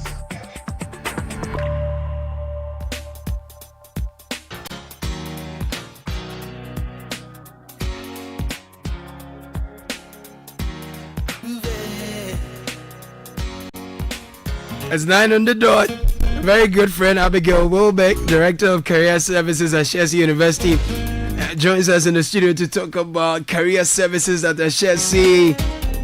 Abigail, good morning. It's good to see you. Good morning, Caleb. How are you doing? I'm very well, thank you. And I was Ashesi. I figured at my side of town it was a bit cloudy, and so I figured where you are it might have rained. Did it? Well, I wasn't on campus this morning because I was on my way here. So no, but it did not rain around Kwabinya. I can tell you that. How is Ashesi, man? How are you guys doing? We're doing great. We are preparing for some new programs starting this September, so a lot of exciting things to look forward to. My goodness. I was on your campus a couple of weeks ago. That was my first time at night. Okay. And I thought I loved Ashesi at day, but now I feel I love Ashesi better at night. Yes, the lights are The view awesome. is crazy. Your campus is just a vibe. Thank you. I really love coming there. But we are talking about career services. We are talking about transitioning. And I remember when I was going to Legon, I was going to read geography, psychology, linguistics. One of the big questions I had to answer to my dad was, okay, so after school, what are you going to do with this kind of thing? And I'm sure a lot of parents have that conversation with their wards with respect to, there's huge graduate unemployment. So if you're going to school, what assurance are you getting that after school you're going to get a job? So how does Ashesi answer this question for students and parents? Right. Okay, so we take a very holistic and personalized approach to career development. We ensure that students are not only prepared for the workforce, but that they are empowered to pursue careers that align with their strengths and their passions. Okay. So first of all, we have a very comprehensive 4-year career curriculum that we have designed. 4-year career curriculum. Yes. Alongside the main stuff they're doing. Exactly. Wow. Okay. And it runs from first year to final year. Is it? So right from first year, we have students engaging in personality assessments, personalized career coaching to help them to gain better clarity on the career path they can pursue and the career path that aligns with their skills and their interests. Then we also have a component of the career curriculum that looks at workforce readiness and skill building. This is where we have tailored workshops. Some of them are employer-led, some of them are led by the career advisors in the career services, and it really helps students refine their professional skills and to confidently navigate and excel in their careers. So we are tackling areas such as resume writing, email etiquette, personal branding, networking. If you find yourself in a networking space, how do you carry yourself? How do you communicate? I can attest to the networking skills of Ashesi products. Hey, God. Yes, so professional etiquette, communication, negotiation, all of that. How to navigate workplace challenges professionally. You're teaching them negotiation. Yes. Wow. Right, and then there's also the component that looks at the internship and industry exposure, Right. where we facilitate a lot of experiential learning opportunities like job shadowing, internships, career mentorships, informational interviewing, a work study program on campus. Wow. And we do this in collaboration with leading companies locally and globally across various industries. And we are helping students to build hands-on experience before they graduate. And in line with this, we also have built a very strong network of employers who make these career opportunities possible and who support us to equip students with very relevant skills. And as part of this, also, we are looking at our employer events such as our annual career fair held in March every year. I'll get to that. And it's good you've shared with us what you do with your students that makes them career ready. Because a lot of the times if you go for events and employers are complaining about the quality of graduates they are employing, they would very often and very truthfully single out Ashesi graduates and say, okay, the guys, they come prepared, they enjoy working with them, they are team players, they are innovative, they have leadership qualities.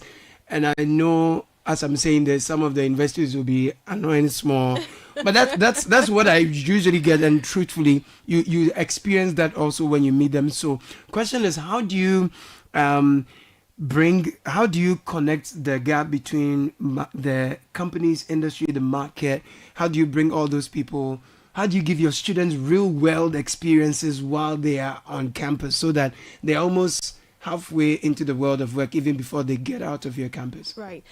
Employers are like gold to us. We really cherish them because we realize that they have the experiences that the students need to become industry relevant. So we collaborate a lot with companies and industry leaders to create hands-on learning opportunities for our students to help them to build those relevant skills. So we have, for example, industry partnerships that provide internship opportunities for our students. Currently, over 70% of our students complete at least 2 internships before they graduate. At least 2 internships. At least 2 internships. Across, it's cut across. So is this in your second year? So second year, third year. Those second are the and two third. major. Because by 4th year, you'll be doing your project, Exactly. community service. Exactly. And all. Okay. Exactly. Right. And also we have industry-led learning where we have employers who lead guest lectures. They are part of our mentorship programs. They participate in industry panel discussions with students. This way, the students gain insights directly into what the workforce trends, what is happening on the ground. They get insights directly from the employers. I've talked about our career fair. We have also an employers forum. It's a conversation between our employer stakeholders. Forum. Wow. Yes, to strengthen our working ties with them and to just deliberate on how we can continue working very collaboratively with them, right? We have our final year students who work on real business challenges during their capstone projects. We collaborate with organizations to host case competitions, hackathons, innovation challenges, And also for our students who want to go the entrepreneurial route, we have a Center for Entrepreneurship that has partnership with businesses to help provide funding, mentorship, training, so that student entrepreneurs can turn their ideas into impactful businesses. So, I mean, across the spectrum, you can see how we collaborate very intentionally with the employers. And as a result of this, and also as a result of the hard work of the entire community of Ashesi, we currently have a graduate placement rate of 94%. 94%? Yes. Graduate placement rate? Yes. Wow. So, yes, these are a few ways that we ensure students get relevant skills and we connect with our employers. Wow.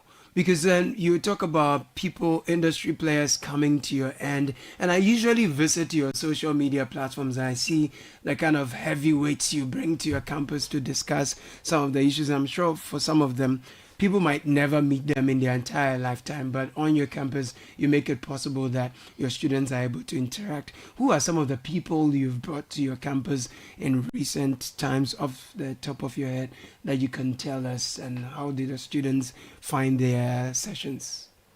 Okay, as in which specific companies? Yeah, some of the business people, some of the, Right. Yeah. So we've had several companies. So we've had one of our great business partners is Talo, for example. We've Right. had Vodafone on campus. Right. We've had, we have partners locally and globally as well, right? And we have some of them who actually come to campus to recruit and hold specific recruiting campaigns, Right. Right, and then expose our students to specific opportunities, Right. Right. So we have. Because Honestly, you even had the chief scientist at Google visit your campus. Yes. Jeff Dean. Yes. Wow. Wow. We don't, because a lot of departments in Ashesi also interact with employers, so Right. they don't always come through just career They don't services, necessarily- right. But sometimes faculty also invites I them get that. to campus. I get it. Yes. So let's jump into the career fair. It's happening. So Ashesi, what do you do with your career fair? How different is it from what we see elsewhere? What's the participation like, and what's usually the results and the impact of it? Right. So our career fair is dynamic in a number of ways, I would say, right? We curate the experiences to ensure that it creates impact. So, for example, we have a very diverse employer participation. We have a wide range of industry leaders from global corporations, fast-growing startups, social enterprises, NGOs, etc. So that students, regardless of their disciplines or majors, are able to find opportunities. Then we also have employers being able to participate either virtually, Okay. in person, or both. After COVID-19, we introduced the virtual component of the fair, and it has remained with us because employers have expressed Oh. interest.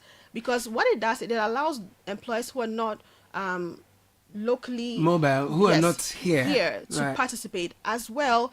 You may have an employer that has maybe technical folks in their organization who may not necessarily come to the in-person fair, Right. but once it's virtual, they are They able join to in to participate. enrich the- Exactly. okay, cool. So we have that. We also have very structured and interactive engagements beyond the traditional booths that are set up at the career fair. Okay. We have career competitions. We have one-on-one interview sessions, so employers can actually interview.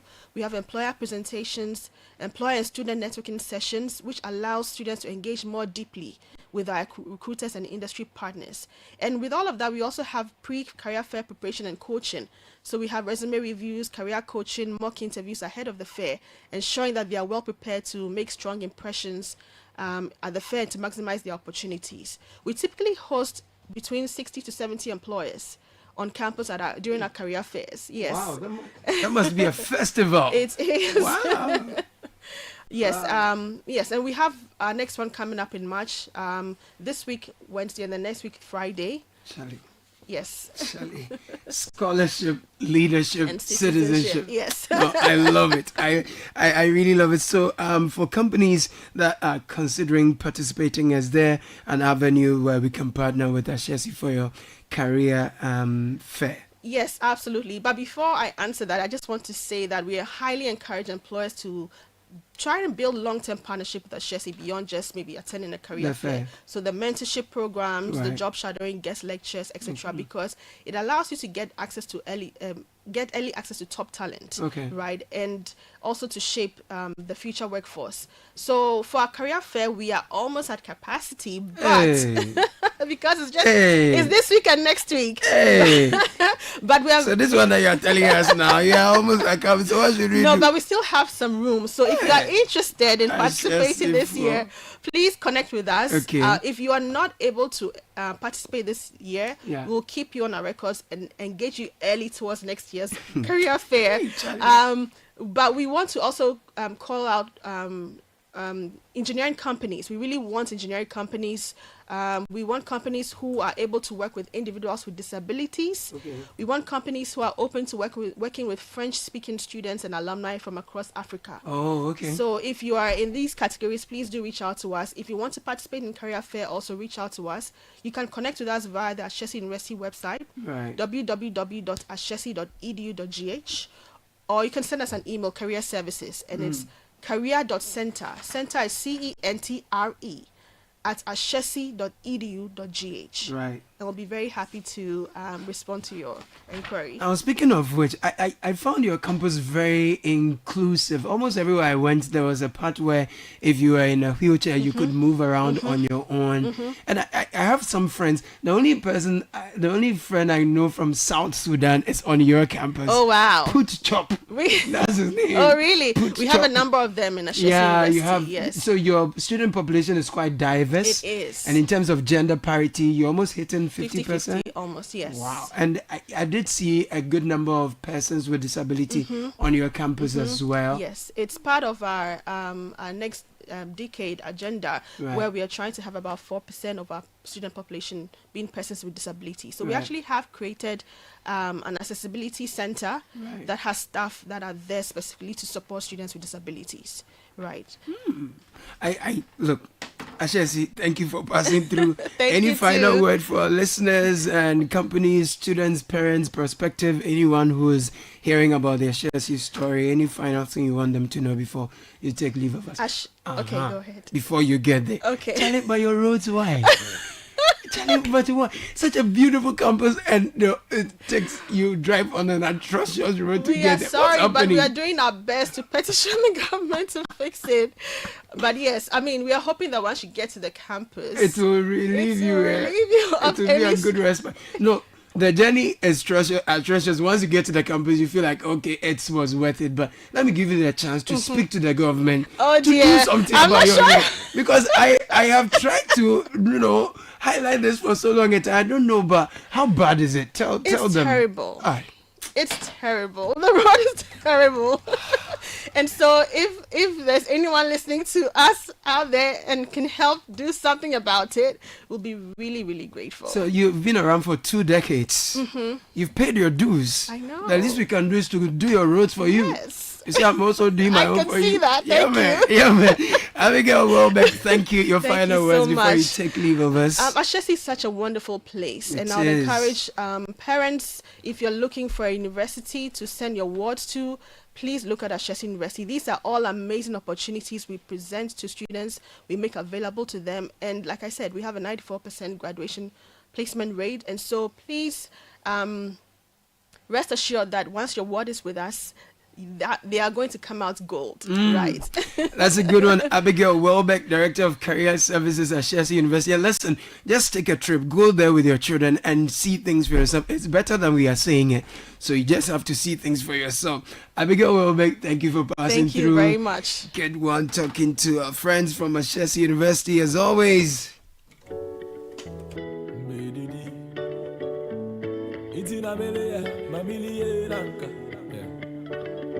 Abedim Pars, come Kofi Nata.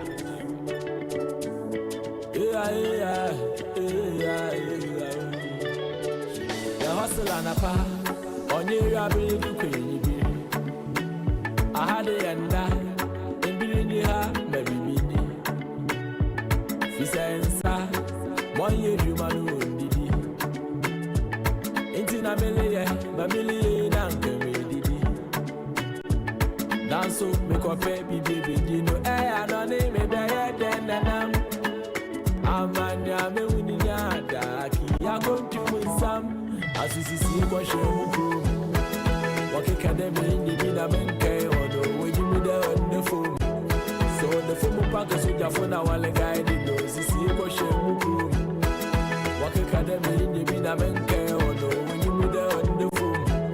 So the phone package with your phone, I want to guide you. Daddy, my man, when I'm American, I want in America. Hey, I'm going to win some yelling in Anayaka. This is the City Breakfast Show, the city's biggest conversation. Ghana Post. Ghana Post, the most affordable delivery option for food and merchandise from Ghana to everywhere in the world. Connect with us today and see for yourself. Ghana Post, smart, secure deliveries.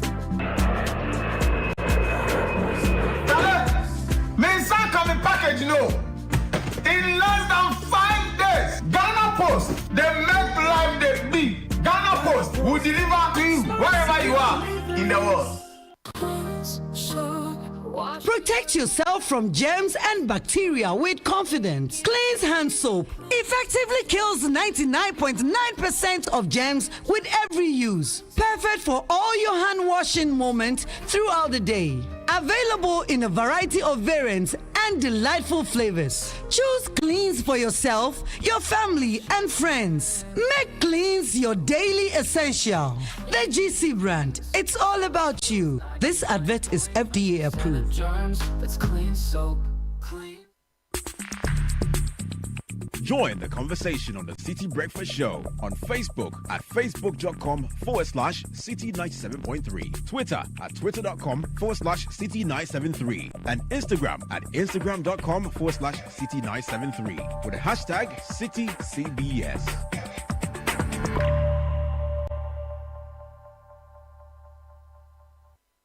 This is the City Breakfast Show, the city's biggest conversation.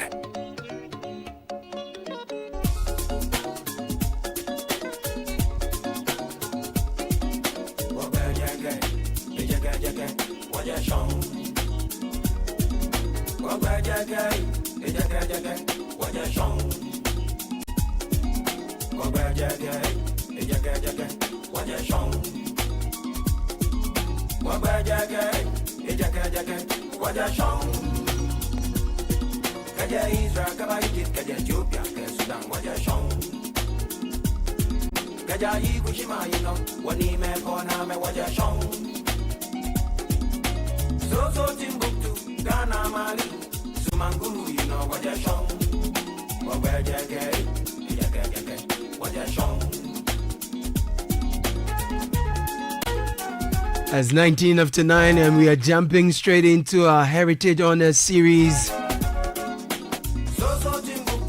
And our focus today is on Ghanaians of historical significance.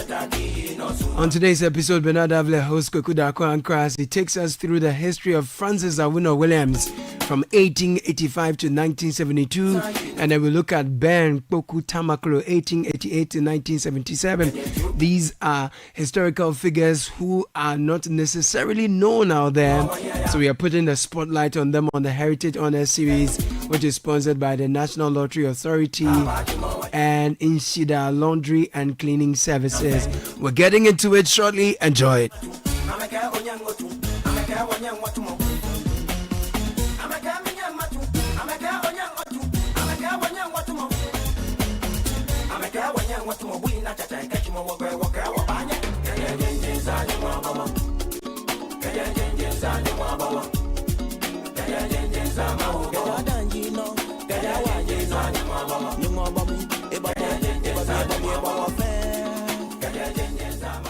Ago.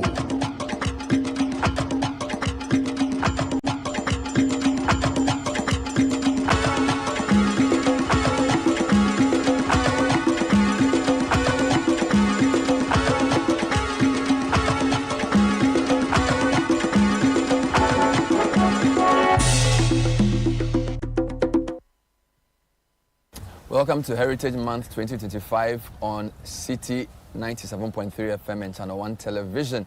This week we're focusing on personalities of historical significance, and we're doing it on a regional basis. We have a very exciting conversation on two personalities from the Volta region for this episode. My guest, Kweku Dakwankra. When we come back, we'll be delving into the history. Stay with us.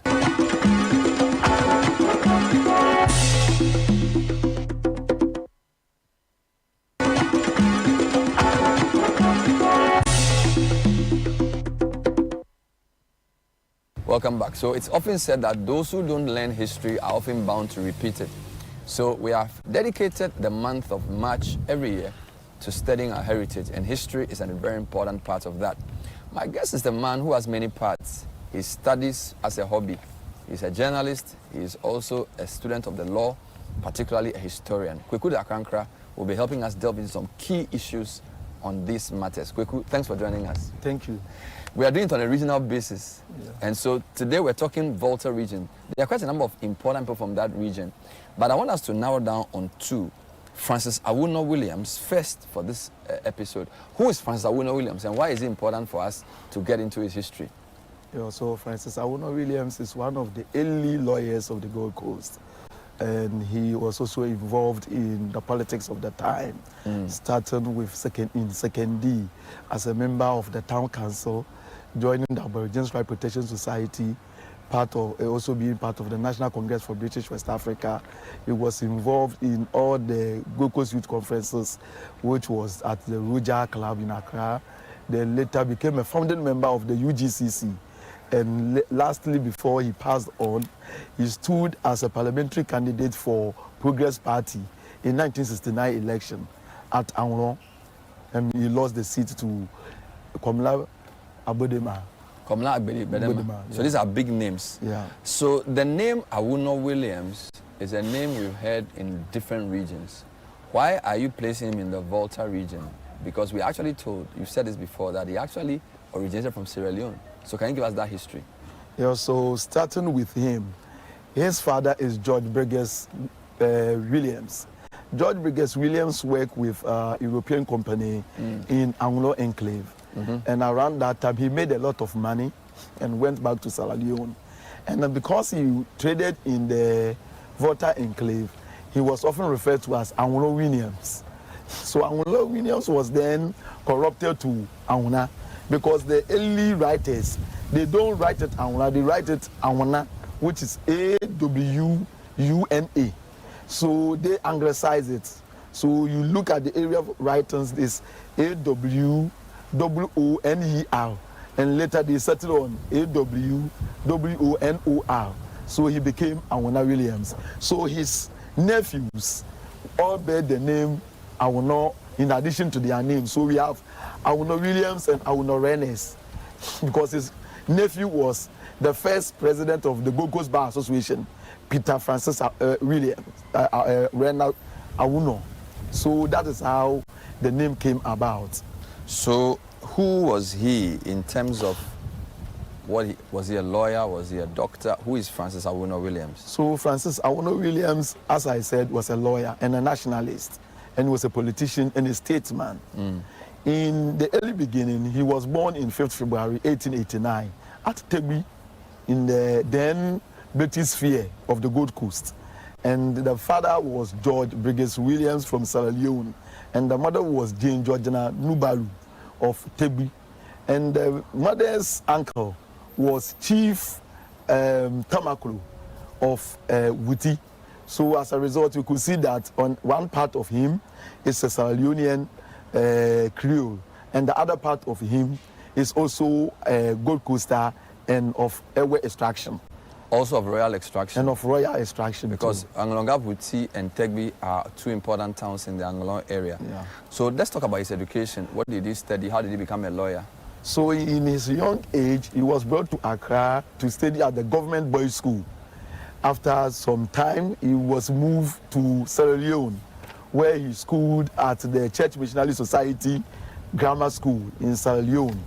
Afterwards, he proceeded to the Furabe College, where he had his BA, Bachelor of Arts, and then he proceeded to have his MA, also in arts. afterwards, he moved to England in 1912 and enrolled in the Grace Inn. Apparently, he being enrolled in Grace Inn made him the first Gold Coaster to enroll in the Grace Inn around that time at the age of 27. Afterwards, he studied very well and he got himself involved in the early nationalist, early Pan-Africanist activities of the time. And then, things being equal, he studied very hard and passed his bar exams, and he was called to the bar in 1915. Wow. When he was called to the bar, he returned directly to the Gold Coast and went to Cape Coast, where he was called to the Central Province Bar of the Gold Coast Bar. And there afterwards, he had his privilege with his uncle or cousin, Peter Francis Awano Rena, who was then the big shot in the legal systems of the Gold Coast at the time. So his law firm was called Awuno Chambers at Kotokraba Road in Cape Coast. So he worked for them for over a year or two, and afterwards he moved out to practice his own law. In Cape Coast, the legal market was then shifting from Cape Coast to Secondary because of Axim, the rubber production in the interiors of the western region, as well as the newfound gold in the Awin areas all the way to the Wasa enclaves. So then western region became the main place for the people involved in the concession business. So Awuno also moved there and opened his law firm, which he called the Putisi Chambers at European Town in Sekendi.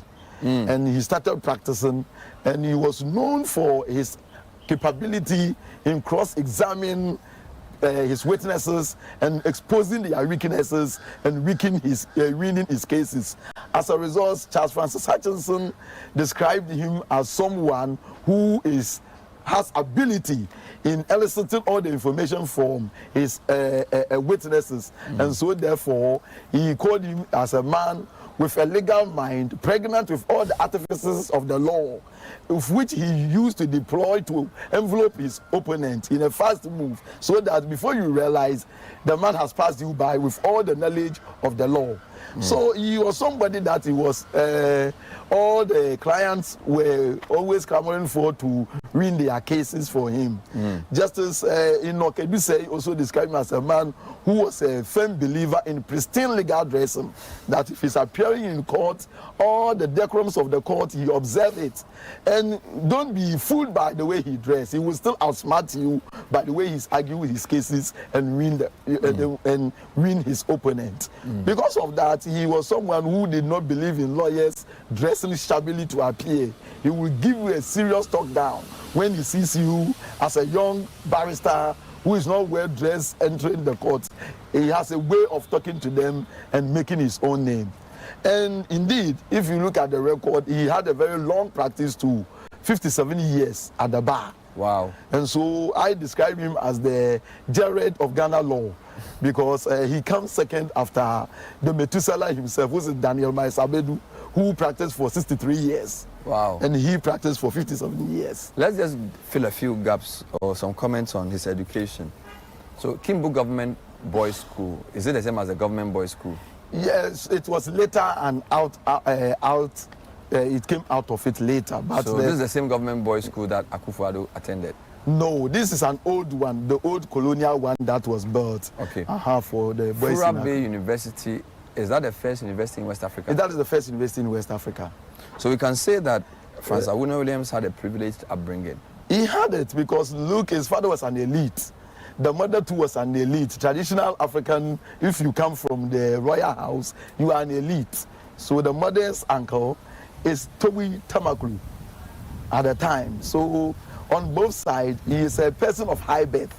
And he's from Volta region and Sierra Leone, but worked in Cape Coast, which at the time was the capital of the territory.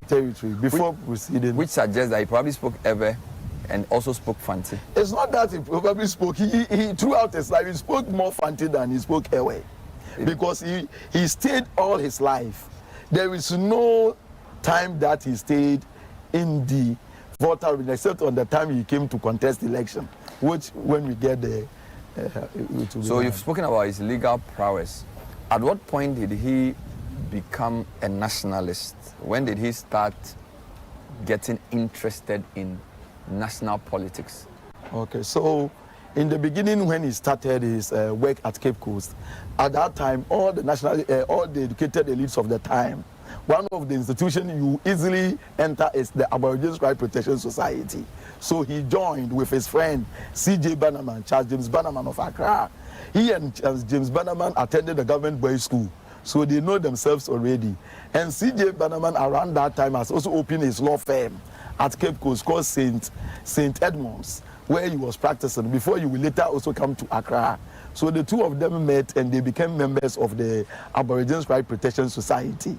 So later when he moved to practice at his Petit chambers in Sekendi, then he joined the local politics there. So the chiefs actually nominated him to enter into the Sekendi Town Council, which he became a member. From there, around the 1919, he with Robert John Heffron and J.E. Kisley Hayford joined together to become the members forming the inner core or the inner committee for the formation of the National Congress for British West Africa.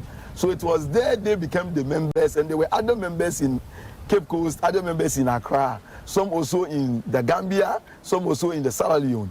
And then in 1920, August, they decided to meet in Accra to form the National Congress for British West Africa, NCWA. So at that meeting, he became a founding member and was even given an opportunity to also address the meeting at the time. So this shows you how he was involved. And around that time, he spoke about the importance of education of the Gold Coast youth and how they can use the education as a force in the nationalism activity. So that was the kind of person he was. And then when J.B. Danquah later came with the Gold Coast Youth Conferences, he also joined the Gold Coast Youth Conferences and was among all the meetings that was occurring within the period. So you could find his name as an attendee of the various Gold Coast Youth Conferences that took place from the 1920s all the way to the 1940s. He was involved. After the Gold Coast Youth Conferences came to an end, Awuno Rena joined Danquah again because his best friend and his Awuno Williams. Awuno Williams' client, one of his major clients was Pa Grant, who was then a very great merchant of his time. And so when the idea of the formation of a new political party came, he joined them and he became a founding member of the United Gold Coast Convention in 1947 at Salt Pond. And he was one of the people who had a rare opportunity to address the gathering at the time. So later on, he became the inner member, the functioning member of the executive of the UGCC. And he was of the old guard.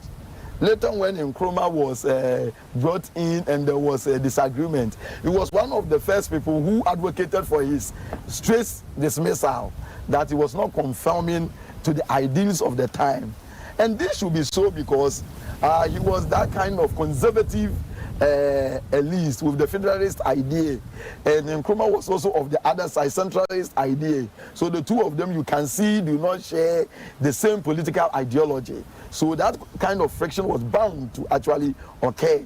So when Nkrumah came with his radical activism, it was seen that he was going to become a sort of divisive character within that so-called conservative class of people who believe in a gradualist approach. And Francis Awuno Williams was one of the people who had a lot of some sort of frictions with Nkrumah and advocated for his sack. That notwithstanding, he participated a lot in the meetings, the drafting of the Constitution of the United Gold Coast Convention, and appearing as a counsel for some of the members who are also involved in any brushes with the law. So that was the kind of person he was. How did he end up in the Progress Party? We've traced him from Aborigines to National Congress for British West Africa, and then the UGCC, which later became the UP. To talk a bit about his political ending, did he actually ever get into Parliament? Yes, so in 1969, there was a new constitution, a Westminster type of constitution, which created for the Prime Minister and the ceremonial president. So when that election was being run parliamentary-wise, he went to stand at Anwon constituency, and he had a very tough contender, okay, in the person of Afro-Bede himself, Komala Agbeli-Bodema, and in the end, Bodema won the election, and Bodema too was the head of the National Alliance of Liberals, that is now the major opposition party at the time. And when he lost, what he did was that before the elections, there was a Jage committee on the properties of some of the Nkrumah's ministers, and the Jage committee found Bodema culpable of some amount he could not account for, and as a result, the committee of inquiry report says that anybody who is found culpable of certain offences cannot run the election. So when Bodema won the election, Awono Williams sued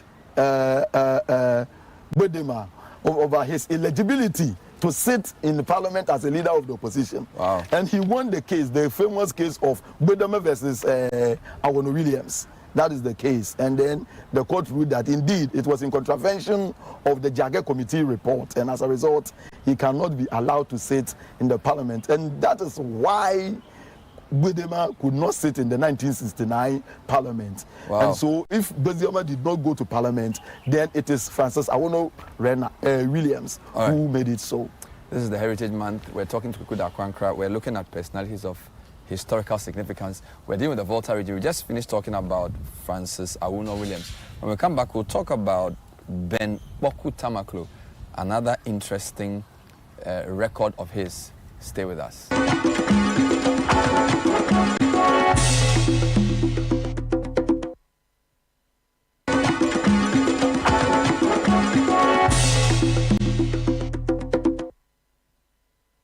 We are still here on 97.3 Citi FM and Channel 1 Television, bringing you our Heritage Month on a series. We're looking at persons of historical significance focused on the Volta region. We started off with Francis Awono Williams. We're talking now about Ben Kpoku Tamaklo, who has a very interesting record. My guess we could Akwankra. So let's come to Ben Kpoku Tamaklo. Who was he? Ben Kpoku Tamaklo was a lawyer. And in fact, he's what we call lawyer qua lawyer. He practiced law. A lawyer's lawyer. The lawyer's lawyer. He really practiced law, and all his long legal practice was in Ashanti region. Becoming one of the, he was the first president of the Ashanti Bar, and he's an ever from the Volta region.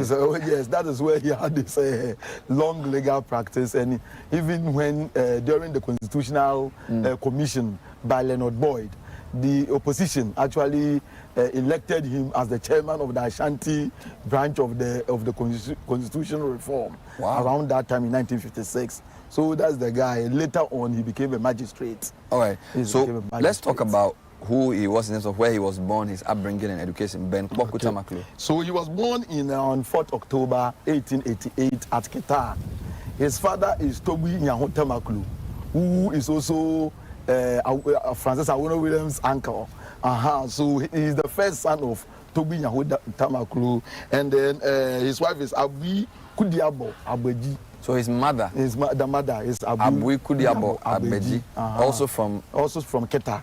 So being the first son of the Toby of the whole Anwule enclave, he had the opportunity of attending the AMU Zion school at the place.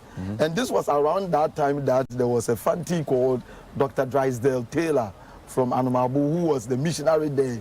And he had earlier on looked at one of the first person to move from out of the place called, he became a Justice Akolache, Justice Sterling Charles Akolache, who was first to move out of place to attend school in the United States.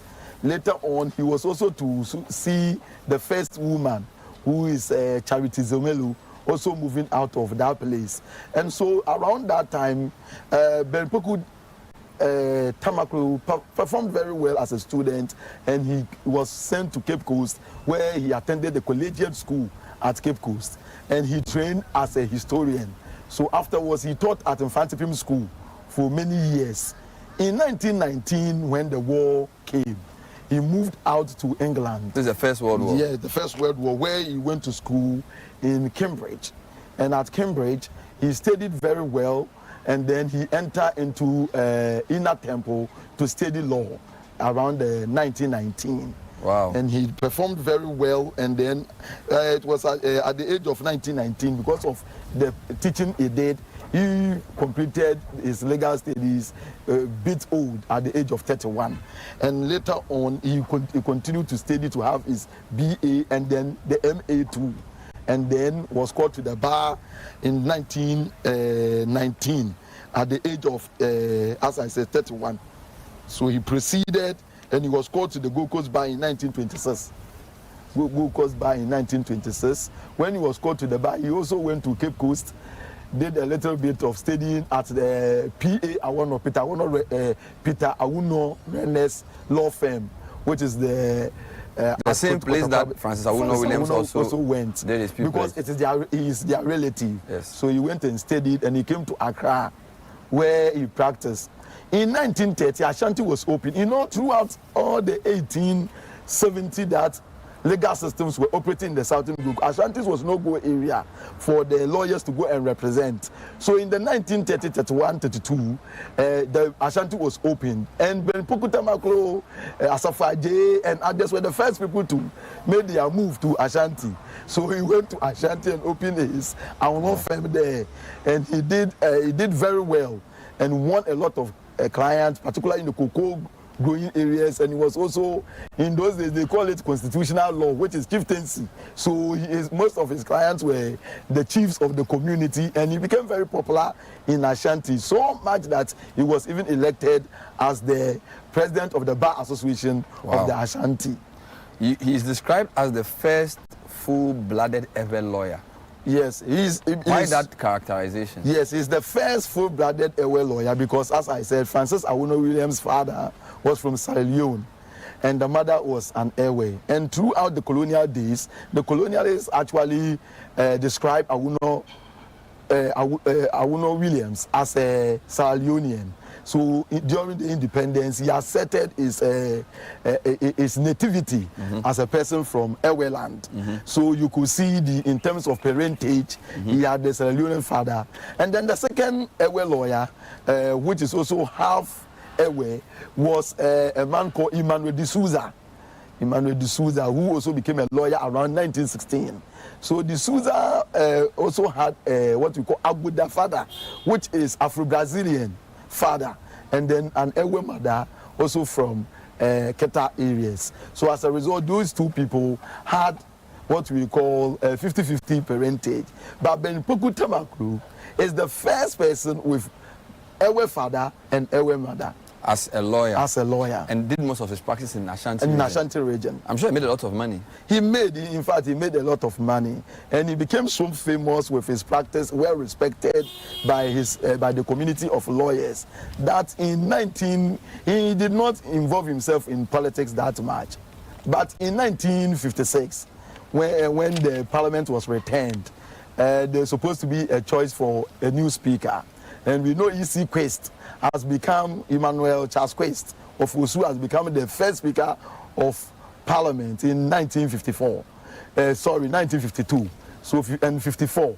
So around 56, when we were going for the next one, the third tenure of E.C. Quest, Modesto Apalu of Awuno Youth Organization proposed him, and all the major opposition parties, NLM, Northern People's Party, all came to give support. And for the purposes of our audience, I want to quote what Modesto Apalu actually stated about Ben Poku Tamaklo. He said, Mr. Tamaklo is a leading and distinguished member of the Gold Coast Bar. By dint of hard work and the proper use of accumulated experiences, he has succeeded in creating for himself a position of respect and dignity in our community. He is viral for his age and mentally alert. I am sure that as a speaker, he will preside over affairs of this assembly with credit, not only to himself, but also to the house and the country, according to the great traditions established by the bearers of those immortal names, those which have made the speakership such a highly respected and impartial institution in parliamentary democracy, unquote. Wow. So this is what he stated for him. This is what the great Apalu. And by the way, remind us who Apalu was. Apalu was a politician from the Volta region. And the founder of the Anglo Youth Organization. Okay. So he made this proposition, and this was seconded by Buzia around that time, that this is a solid. And so Buzia seconded, and other people also seconded the motion. So did he go to a vote? If you look at what Modesto was saying, he was a direct hit at EC Quest, who was old, around 70. So he says the guy is young and virile. He's trying to show, and also had a lot of experience as a president of the Bar Association of the Ashanti sphere. So that was it. In the end, a vote was cast, and Bonpoku Tamaklo secured 29 votes, and EC Quest had 72 votes and lost the speaker. So he would have been on record as a speaker of that 56 parliament. Yes, as a second speaker, because EC is our first speaker, and he would have become the second speaker if he had won the election. That notwithstanding, 3 months later, after he has unsuccessfully lost the speakership, the Ashanti, the opposition again, elected him when we wanted to go for a national constitution for the independence in 1957. So Leonard Boyd was brought from England to draft a new constitution, and they met at Achimota, what we call the Constitution Commission. When it was being done, there was some in Ashanti, some in Greater Accra. The opposition deliberately voted for Ben Pokutamaklu again to become the chair of the Ashanti branch of the assembly, and he started chairing it. Then Krobedusei famously went to court to challenge his eligibility to stand as a chair when he's supposed to be one, and as a result, the court also ruled that he cannot be chair. After this episode, he went back to his practice until later on he was called to the bar as a magistrate in Accra. Called to the bench? Yes, sorry, the bench as a magistrate. So he's done a lot of movement, born in the Volta region, educated in that place, and then on to Cambridge, comes back to Cape Coast for a pupillage, worked briefly in Accra, spends most of his working life in Ashanti. But then he becomes a magistrate in Accra. In Accra. Does he ever go back to the Volta region? So by the time he became a magistrate, he was old. So afterwards, he retired in Accra, and then he went to stay in his house. So for most of his life, I would say he was, as I said, a lawyer, doing most of the things in law. Anytime he came into politics, I call him a reluctant politician, because he did not deliberately. His name will be called by somebody or nominated for that, because of his pristine legal practice which he established. So these two men we've discussed today, Francis Awuno Williams and Ben Pokutamaklu, what do you think they'll be remembered for as we close? Also, for instance, I didn't even talk about their age. For Ben Pokutamaklu, he married Frida Guniski, who was also from Keta, a teacher, in 1928 and had a lot of children. And Ben Pokutamaklu died in 1977. Okay. At the age of 93. 93? At the age of 93, at his residence in Mamprobi Road in Accra. Okay. And he was buried on 10 September 1977 at Keta. Okay. And he had a lot of children too. And Francis Awuno Williams also probably died in 1970s. So both of them were quite well stricken in age. Yeah, they were very, very old. If you practiced for 57 years, you can imagine the number of years. Now, I guess we are dealing with these two names because there are other known Evers already. Yeah.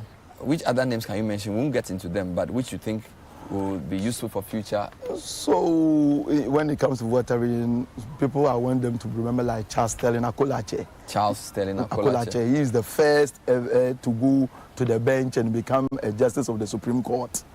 Though he entered not later before Fred Kwesi Apalu also came in the same year. But Charles was the first to be there. You can also talk about Van Leer, okay? Justice Van Leer was also an Ewe who also played a critical role. So there were a couple of them. What about women?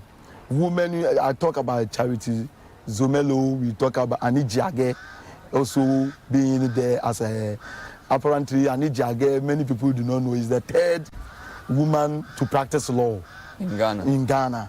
I see a lot of people writing that he's the first. The first person is Frances, how do you call it? Christian. Okay, Matilda Christian. Matilda Christian is the first person. The daughter, I think the daughter is even at the lawyer Kukapia. Okay, Estelle Kukapia.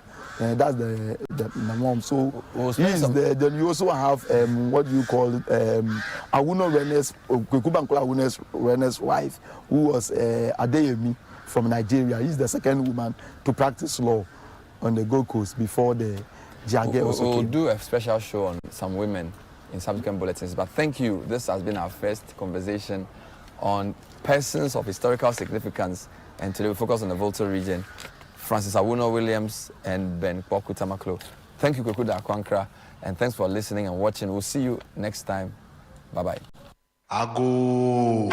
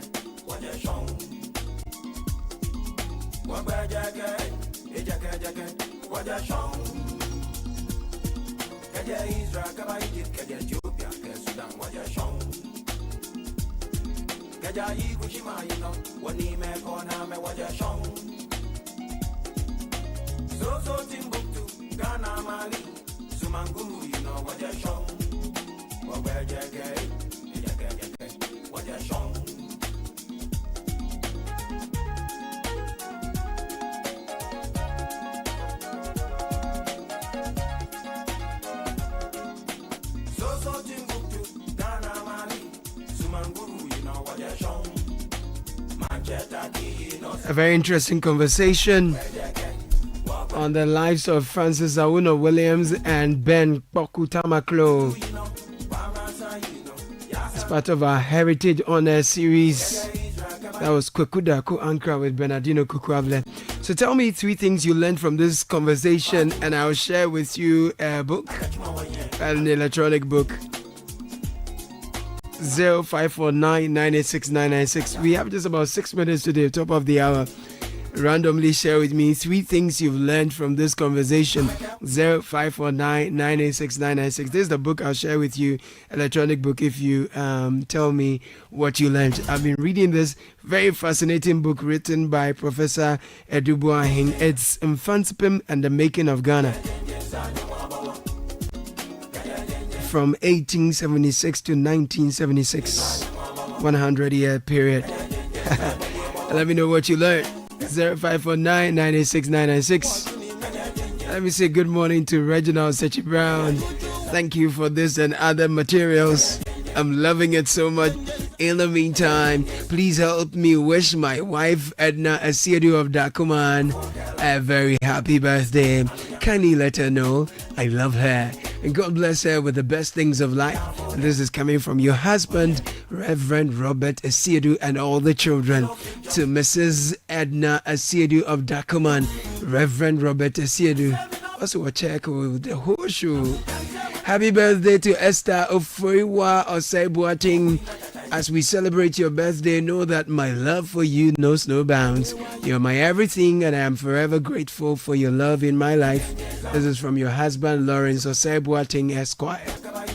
Happy birthday to our daughter, Giselle Nyamiye Oting of Primus Hybrid School.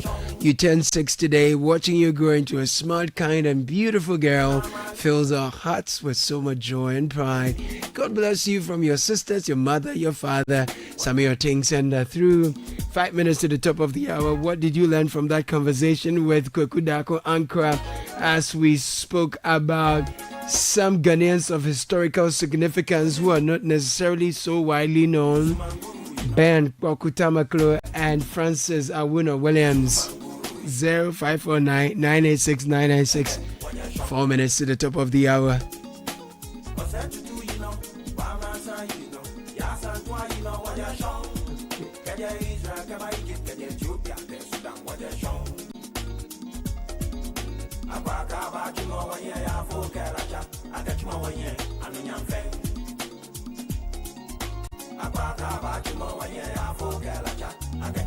Quick one here says, good morning, Caleb. I learned that Francis Awuno Williams had a Sierra Leonean father and a Ghanaian mother, Sir Frederick from Kaso. That's correct. Look forward to your book, Mfanspem and the Making of Ghana. It's a very interesting historical account of the school. Okay, another one has come through. It says, what I picked from the narration by Kweku Dakwankra is how the lineage of the Awunos is straight from Ghana to Sierra Leone. You didn't add your name, Seduji. Very well. Look forward to your book, Mfanspem and the Making of Ghana. 0549 986 996. Okay, so Moses from Pretoria, South Africa is sending a message. Moses from Pretoria in South Africa says, okay, this was such an educative session. Thank you so much. It was refreshing and I was taking notes for my kids. That's great. But my question is, what 3 things you learned, or just one thing you learned from that? And then you get a book. You just sent me your observation. Okay, so all regions with Volta.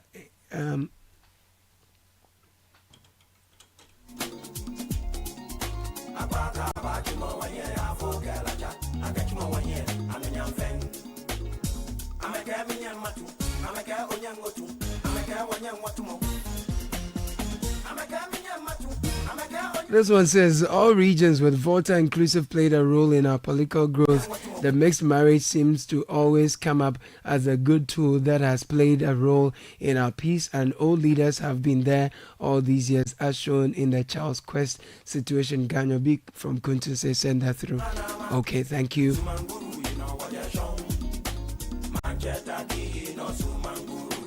Yakubu Ibn Chamba said, I've learned about the first woman to practice law in the Gold Coast in the person of Matilda Christian. I also learned about the first man to practice law in the Ashanti region. Thank you for sending your message through.